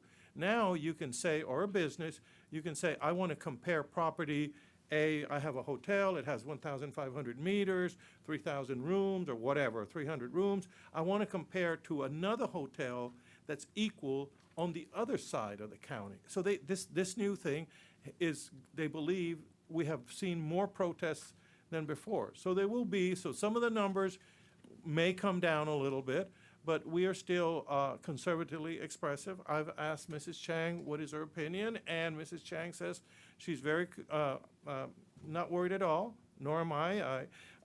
We will have the numbers in July, and that's the number we're going to base our budget on. So to us, it's business as usual. So I wanted just to cover that subject. We feel perfectly well, and it's fine. Now, we can go on to the rest of the financial. What you're saying is that some entities may have projected for income that maybe they should not have projected for, and we're very conservative, and we did not assume that that money would come in. Is that what you're saying, or? Mr. Greenhill, may I say it in a different manner, if you don't mind? Some other the independent school districts, first of all, their deltas were much larger than ours. There were four with independents, and this is what I have read from a report, is they're reporting that their difference is a delta of $12 million. If we had $12 million, Mr. Greenhill, I would have had many conversations with the Chancellor, because that is a very significant number. I want to address the conservatism. When I started working here, Chancellor Hadley said, I want you to know that we have a board that's conservative by nature. They don't like surprises, and they want you to make sure that our balance sheet and our expenditures are within your means. When we had Chancellor Robinson, she said we must continue with that same philosophy of conservatism, and that's what we're doing right now.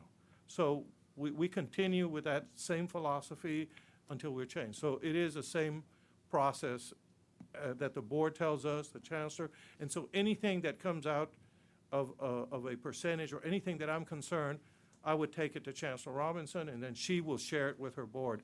We have no reason to be concerned. Now, on the actions of other districts, I cannot comment. Everybody looks at their balance sheet and their income statements, on their own merit.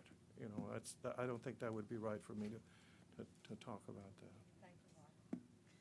Is that right? Yes, ma'am. Okay, so we should look at expenses now.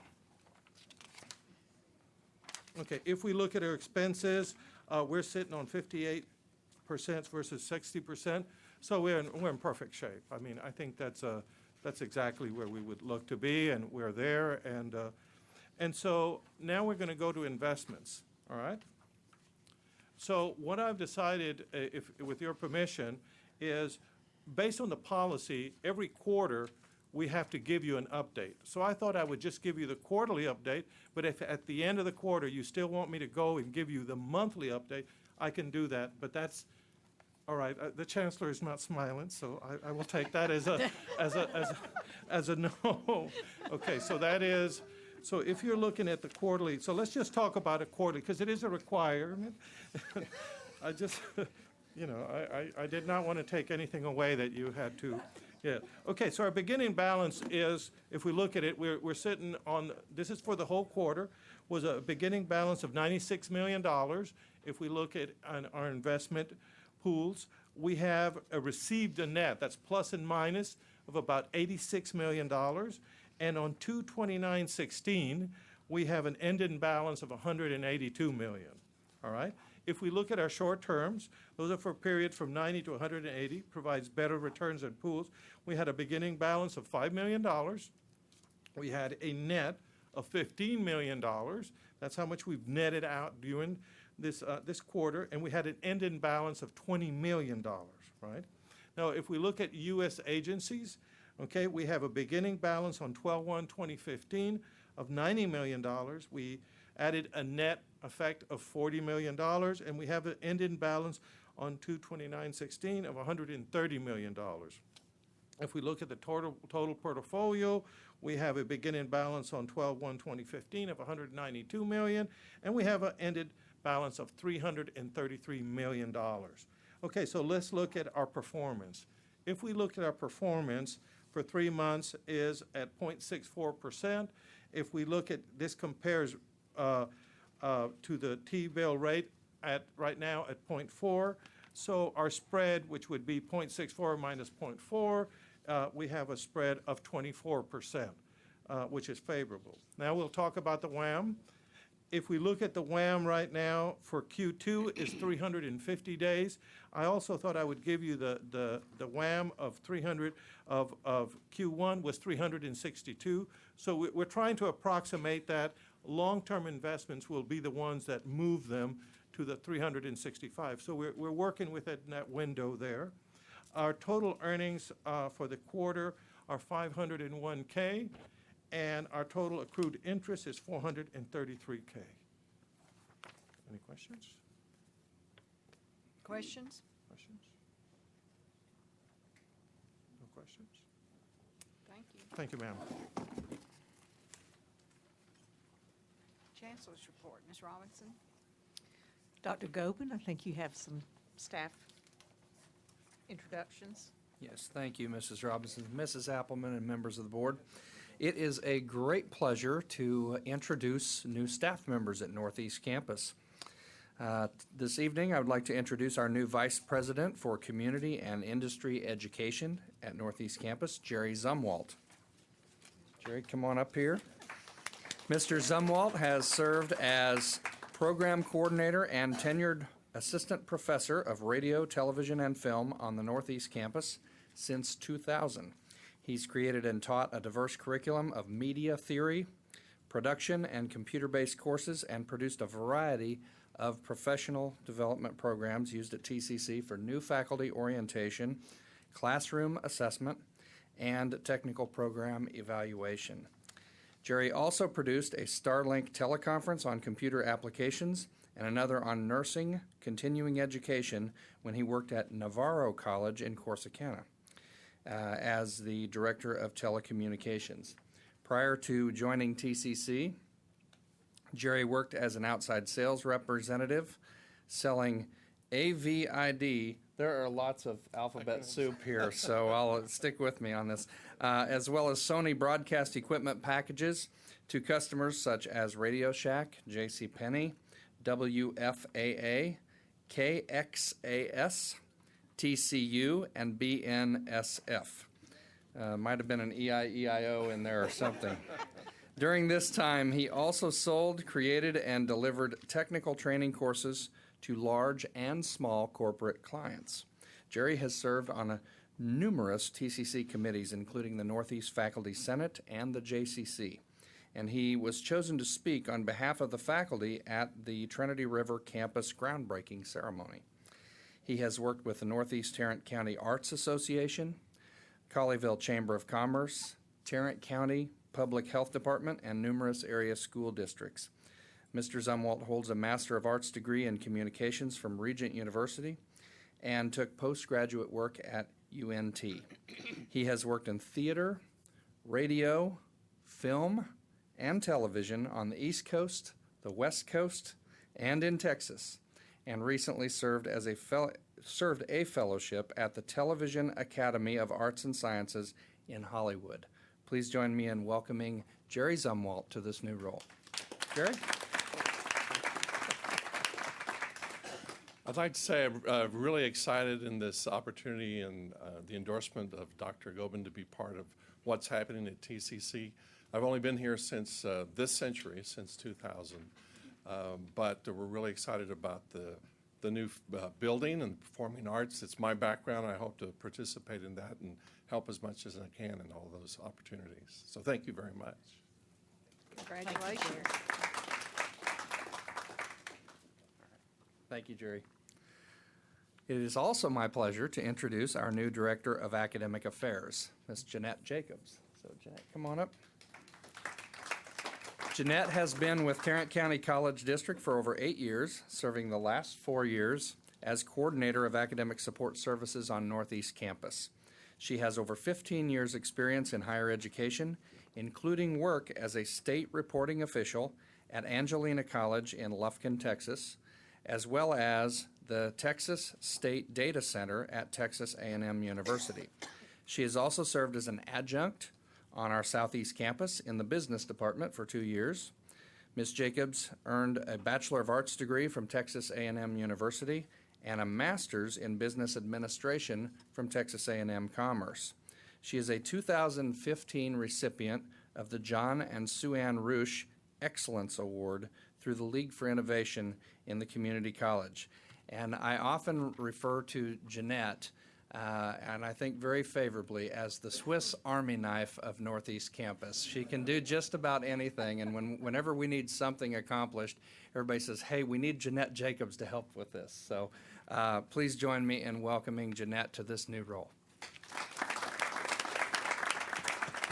Thank you, Dr. Gobin. Chancellor Robinson, Mrs. Appleman, and members of the board. I'm so excited by this opportunity to continue to serve the students of the Northeast Campus and the surrounding community. I've seen the work that our campus district has done to support students along their way to achieving their dreams, and I'm grateful to have the opportunity to play a part in that role. Thank you.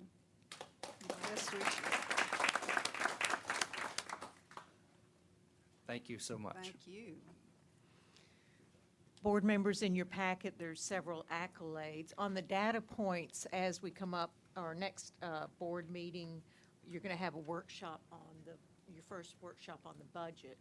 And I thought you'd like to hear for our data points about head counts and enrollment numbers. And I've asked Dr. Gates-Black and then Dr. Morales to present some of those head counts for you. Thank you, Chancellor Robinson. Mrs. Appleman and members of the board, Dr. Morales and I are here to just briefly review some data that was requested by the board and submitted to you last month on head counts overall, online education, and dual credit. Next slide. This slide looks at from 2014, fall of 2014 to spring of 2016, the traditional head count across our district. So as you can see, it's remained pretty flat, and that's a good thing. But I wanted to make sure that you had a chance to see that, because in relation to the next slide, which is our online head count. And fall of 2014 was the first semester that TCC Connect was separated in terms of its information and collection of student information.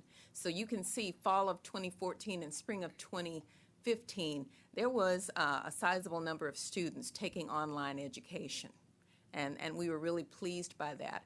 But we also recognized that we needed to manage the enrollment of TCC Connect, and also so that it would not negatively impact our face-to-face campus enrollments as well. So in fall of 2014 and spring of 2015, the cap on sections was 35 students in there. We reduced the cap in fall of 2015 and spring of 2016 to 30 students. Another thing that Dr. Morales and I have discussed that may have impacted also reducing the online enrollment was in fall of 2015, to strengthen the success of students taking online courses, the SMARTER measures, which is the assessment that students need to take for the first time before they enroll in a online course to ensure that they have the capacity to be successful in that. We saw the need to raise that level of completion to make sure that students were ready. So by raising that level that students needed to achieve in order to be successful in online courses, that also may have had a little bit of impact in terms of reducing the enrollment. But as you'll see on the next slide, overall, our total district headcount has remained pretty flat. We just managed it across the district so that we could meet the needs of our students. Dr. Morales? Good evening. Can we go to the next slide? I want to provide you with information in regards to the enrollment in terms of dual credit, and I want to start by saying that district-wide we use two ways of counting or reporting based on definitions, and what you see here are both of those. One is the section level, which, as you see, is using section information to determine if the section is a dual credit section or not, and as I said before, it's a way to report. This procedure allows us to count students in dual credit only designated sections. It is important to mention that this particular definition allows us to address the growth that we have been experiencing through House Bill 5 and House Bill 505 that created conditions for expansion. So that is the section level definition. In terms of the student level definition, we use the students program to determine if a student is a dual credit student or not. And in this case, what you will see in the subsequent slides reflect the numbers, the figures in regards to these sections that are not designated as dual credit sections or regular sections, if you will. And what those numbers reflect have to do with the preference of our students in terms of they being dual credit first, if you will, but if they want to take another course, that course or section is not necessarily a dual credit designated section, but then is when we count, if you will, or those figures are reported at the student level section, if you will. If we can go to the next one, this is what you see in terms of the section level, and you see the trend here from fall of 14 when we established TCC Connect, then fall of 15, and again spring 15 versus spring 2016. What you see in the middle is summer, and the reason for that number is that not all ISDs offer summer dual credit. That is the reasoning behind that. And again, you only see here figures based on only on sections that are designated as only dual credit. In the next slide, what you see here is the figures in regards to the student level. And as I said before, that is that student that is already taking 2 classes at the high school but wants to advance by taking another one and enrolls in a class at any of our sister campuses, and then that student is counted, as another head, if you will, in that group. So that's the difference, if you will, in terms of figures. But again, in both scenarios, you see a trend of growth in dual credit. Any questions? I have a question. Have you experienced any concerns by the ISD about our dual credit courses? And if so, how have you addressed those, and do you have any recommendations? Well, one of the things that we have been receiving from them is the desire to offer and accommodate more students. Certainly, that is one element associated with the growth, population growth of the area.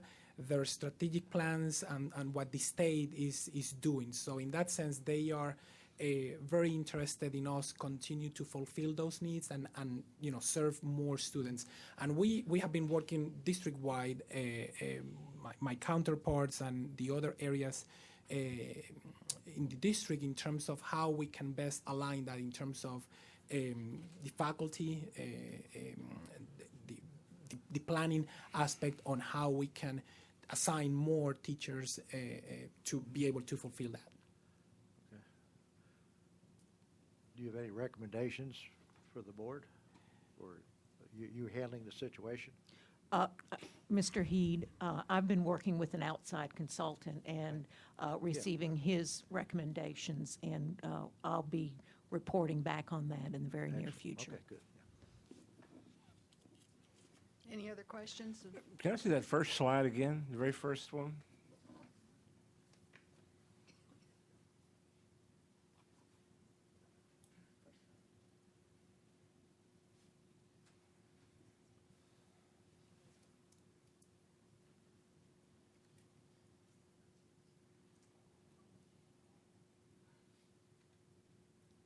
Okay, so let's make sure I know what I'm looking at here. So you're looking at spring, traditional head count, 44,329, then you're looking at 43,871,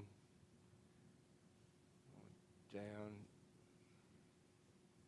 So I guess it's one of my questions was, I keep looking at the enrollment of what I would consider to be traditional students, which would be not dual education students, and I keep thinking because we have the increases in the dual education that we're actually seeing a sort of slightly diminishing or steadily diminishing enrollment of students from that we normally would have depended on for increased enrollment. So I'm guessing that basically the dual ed students get this out of the way early, and that it maybe doesn't matter, but for some reason it concerns me. Do you have any concern about that particular trend? Your question is regarding whether the dual credit students are impacting our... Yes. Well, it's important. Dual credit is Well, providing... I guess it's two things. One is that, and the other is that are we actually losing steadily losing what I would consider traditional enrollment, which is students who finished high school and at whatever age group, or are we looking at just sort of enrollments in high school go up and down, and we get natural trends, and also there are conditions in employment and things that affect them. So I'm wondering what we think this is, because we're on kind of a steady flat or slightly downward trend in terms of enrolling traditional students. Well, and it's interesting that you asked that. Earlier today, well, this entire week, we have had consultants in looking at doing an assessment of our overall strategic enrollment and management. And earlier today, this morning, they did a workshop and kind of provided information for us. An assessment is what they've done, because you need to assess what you've already done and what you're doing right now before you can do a new strategic enrollment management plan. One of the things, the data pieces that we did key on very early is we are seeing a decline in the number of high school students that are coming to Tarrant County College right after high school. We have had a significant decline. That's what I'm seeing. Yes, we are seeing a significant decline in that. And to determine whether it's because of our dual credit or if it's because of other factors, we've really got to dive into that data and really look at what's going on in the high schools. That's one piece of data that we really looked at. We're also, over the last 3 years, we've seen, it's not surprising to you, a continued decline in the number of students coming into Tarrant County College, college ready. So. Do tell. Yeah. Yes. One of the things, it's speculative, but when students complete their dual credit, perhaps they have gotten so many hours that they are already ready to transfer, and they don't come to us. That occurred to me too. Yes. Yes. They've already, because a lot of people they come, they get 12 hours, they get for their first year out of it. So, and it's difficult because, like I say, enrollment in public schools in Tarrant County goes up and down, and also enrollment goes up and down depending on basically employment rates and the availability of work. The worse it gets, the more students we get. Yeah. And I can't tell from this what it is. You're right. It may just be a natural cycle, or it may be something else. I just don't know. It sounds like you're looking to answer that question yourself. Well, we've got to do that. The other piece of data that was really disconcerting to me was we are continuing to see a decline in the number of students who come to us as transfer students. They do the application, but they never enroll with us. And so we've got to really figure out what that means for us. So one of the things that we are really looking forward to is, can we create a strategic enrollment management plan? That is going to be critical to how Tarrant County College moves forward. You heard Dr. Morales talk about dual credit. That's something that is legislated. There's going to be that opportunity, and now students can get dual credit in 9th grade. So Tarrant County College is going to have to look at how are we going to respond to that need. How are we going to respond to all of the other needs in terms of our other constituent groups And how will we manage our enrollment? What is the right size for Tarrant County College? How will we continue to grow our online programs? How will we continue to grow our campuses and the programs that we have there as well? And all of this strategic enrollment management really drives where we focus our resources and our budget.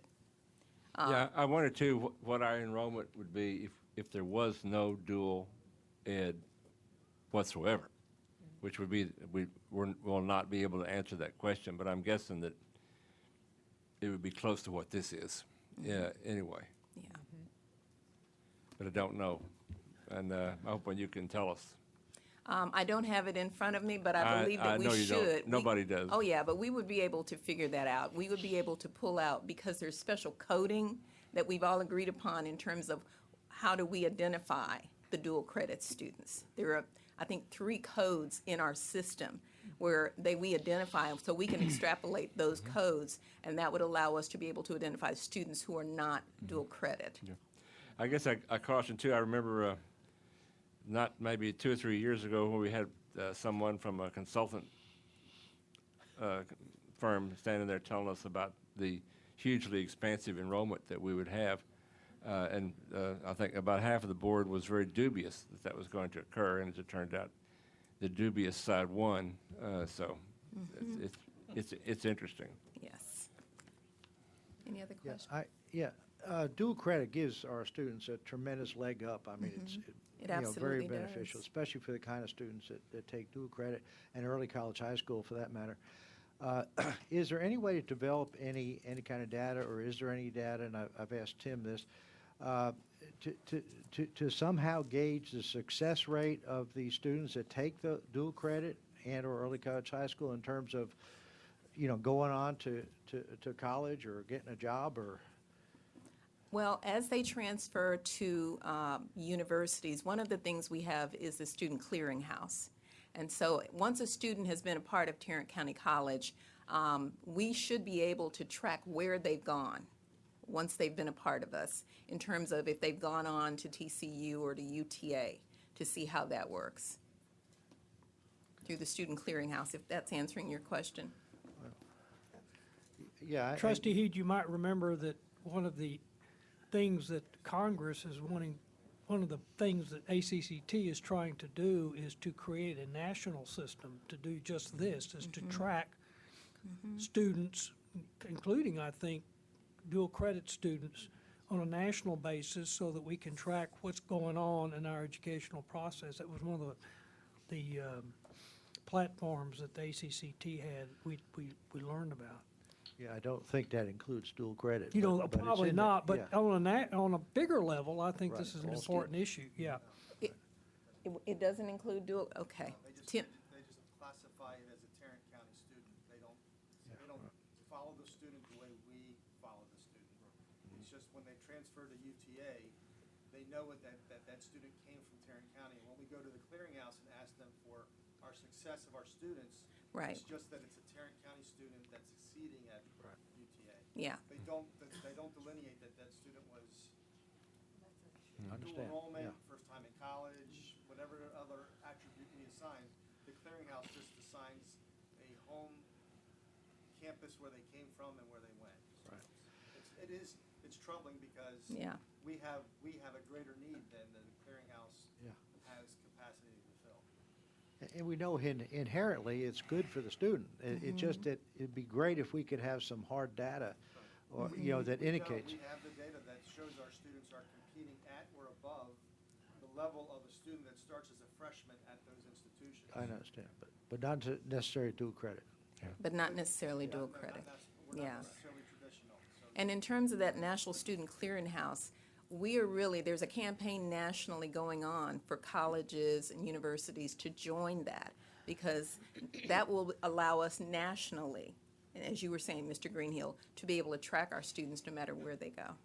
So, I thought, bouncing back to the beginning of our meeting tonight when we were looking at the foundation study of awareness and attitudes towards TCC, one of the things that I'm constantly irritated about when I'm out and about is somebody will say something equivalent of Tarrant County College. Well, that's the biggest secret in Tarrant County. Well, it's quite obvious from the survey that this is not true, that the awareness is of TCC is very high, and the approval rating of TCC is very high, which is great, except that and now we're spending about $1 million trying to promote the college, and the reality is that we already have a very high awareness, very high approval ratings, and we've kind of picked the low-lying fruit, so to speak. So it'll be interesting to see, given this kind of expenditures.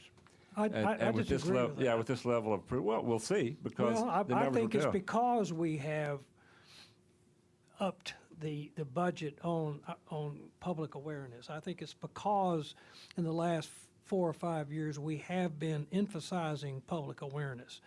But that's that's an argument. All right, thank you. Thank you.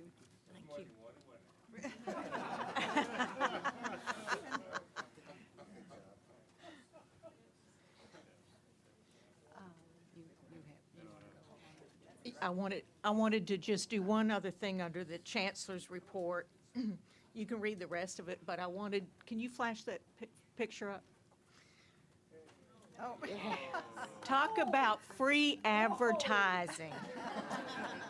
I wanted to thank, somebody got a text at 4:45 on Friday that they shared with me that President Clinton was coming to Tarrant County College. And Mike Tankersley and his team, Suzanne Cotreau and her team, Adrian Rodriguez and his team, and Chief Williams, and then Sean Madison flew in from a weekend he was going to take off. They got, and I originally asked for the names of the teams, and it turned out to be a cast of hundreds, so I couldn't read them all out. They got everything together over the weekend, so this could be done on Monday. And the ripple effect, I went on a cruise over spring break for my 20th wedding anniversary, and the GM, who is from Canada, originally from Norway, but now lives in Canada, said, I've heard of Tarrant County College. And I said, well, that might be because President Clinton was there a couple of weeks ago. So we got great advertisement, internationally from this. So it was just a wonderful, wonderful event, and it was a great thing for our students. You can see our police enjoyed it. He specifically asked to have photos with our police. He said the Secret Service went crazy when he let the students have selfies with him. But it was just wonderful, wonderful, wonderful. So that's good. I wanted to thank the staff. Don't do it again, but it was,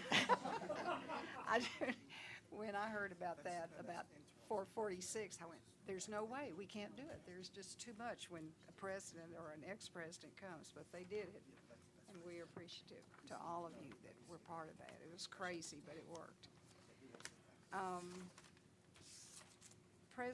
Board President's report. Mr. Heed, Mr. Carter, and Mr. Greenhill participated in a P3 conference, Private-Public Partnership Conference, and one of you is going to report. You? Okay. If I turn this on. Yeah, the P3 conference was held in Dallas. It was about a 2.5 day experience. All kinds of presentations by institutions that have used the P3 process to construct major projects, and also by firms that help public institutions determine if a P3 is suitable for their particular project. P3s, which is public-private partnerships, are typically used by public institutions to do large projects. It may be started by public institutions that didn't have the money to do the things that they wanted to do. For example, TxDOT, a lot of that we see toll roads, because the state did not have the funds to construct the needed infrastructure that was needed, but could not be funded in a timely manner, and so they did a P3 and to get the project done in a very efficient way, whereby the users of the toll road, or whatever the project is, actually pay for the construction over a period of time. But they're becoming more and more used by institutions for other projects as an alternative source of financing. And they're used because, number one, it may not involve any funding by the public institution. It could provide an additional source of revenue for that institution. They provide a low-risk way to do projects with low management. Typically, the developer is the one that maintains the project. And they're typically run by the developer or someone else that is capable of doing that. One of the examples that was given, I believe, was the whole state of Georgia needed student housing and improved student housing. And so they did a P3, and they did 30, as I remember, 32 different campuses. They did public student housing. It was a very, very successful project. This is not a panacea for everything, but it's something that every single P3 is a different project, and it's designed to meet the specific needs of the public institution. One of the things that I like about it for a lot of these projects is that they're actually, it's an economic decision to do that. In other words, the developer has to be able to realize a profit from his or her investment. In addition to that, the bank or the financing institution also has to say it's an economically viable project. So it provides you that additional comfort level, I think. So there's a lot of ways that P3 can be used successfully. They're not easy, but they're something that I think we need to consider over a period of time. Thank you. Yeah, can I just add a little bit there, which is in our case, for example, we have a couple of campuses in which there's no mass transit. And so we have some students that clearly have access problems. So just at the same time, we at the college do not really want to be in the housing management business or the investment business, but just using that as one example, and there have been other community colleges that have done it, if we could put fairly sizable amount of student housing in Southeast and Northeast are the ones that come first to mind, then you can have students living in close proximity, in fact, on the campus.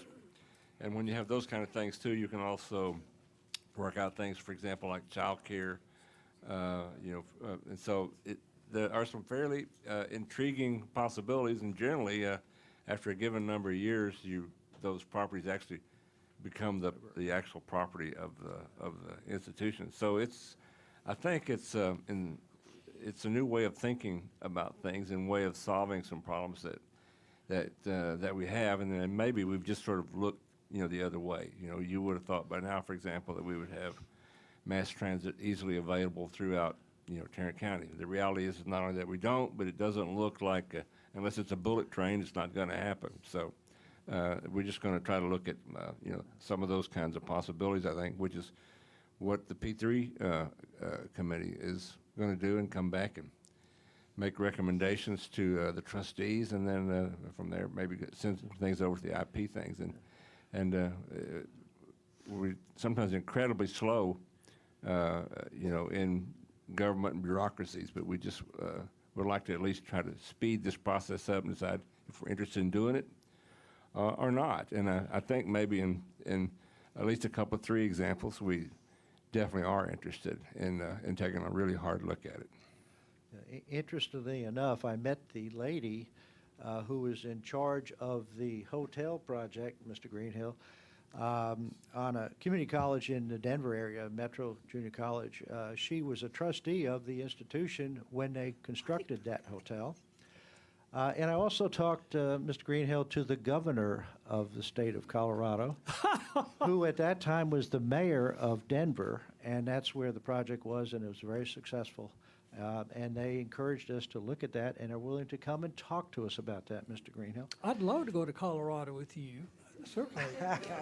But I have one more thing to say. In the ski season particularly, you'd like to go. Not this Madam Chairman, I did attend the breakfast.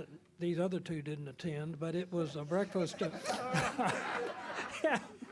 It was during a terrible rainstorm, but there's a workshop that's coming up that I sent you an email on that talks about having combined forces of community leaders working together in Texas to think about P3s and so forth and so on. And I think that maybe you and I might go to that. But there are many ideas. I did go, and I thought it was very useful. But it was a very rainy day and very dangerous day to be there. But I'm glad that we went. Yeah. Thank you, Madam Chairman. Please be sure and read several pages of accolades. We were going to run some screen shots of it, but we'd be here till midnight, and I know that does not interest you. I do want Shelley to put up on the screen what we think is the final timeline for the Chancellor search, and in each of your seats you should have a brochure, which is a hard copy of what's online and what's been sent out across the country. We are now at right about there, where we've announced the vacancy, made it public, and Dr. Kinslow has started receiving applications. Those applications, the closing date for that will be April 22nd. We have a meeting scheduled the morning of April 27th. 3 hours or so, the board will meet with Dr. Kinslow, and he will present to us all of the applications, which will be confidential, only our eyes only and his. Dr. Coronado is working with us as well. On May 9th, we will meet again with Dr. Kinslow and select the top applicants for the position. And then on May 18th, and again, the process remains confidential at that time. On May 18th and 19th, Dr. Kinslow has asked us to schedule 2 days of possible interviews off-site. It will not be in Fort Worth, and we will interview the top applicants at that time. And hopefully make a choice of at least one, maybe more. At that point, the name of those applicants will be announced, and on June 2nd, we will invite all of you and anyone else who's interested to a community forum to meet the finalist, parentheses S. And on a week later, we would name the finalist, and then on June 30th, after the appropriate wait period, we would hire that person. So it's kind of a fast-forward schedule. On top of everything else that is going on in y'all's lives, you're going to be busy with this, but it's probably the most important job that we have at this time. And so, again, we beg your patience and indulgence. We're still receiving some comments on the hotline, so if you have a burning issue, a comment, suggestion you'd like to share with us, it's on the website. So we are going to go in closed session. We do not anticipate any business at the end of that session. We will see you again on April 21st. We are going to go into closed session for deliberation of real property, Section 551.072 of the Texas Government Code, a deliberation on personnel matters, Section 551.074 of the Texas Government Code, and consultation with the attorney, Section 551.071 of the Texas Government Code. We are adjourned. Thank you.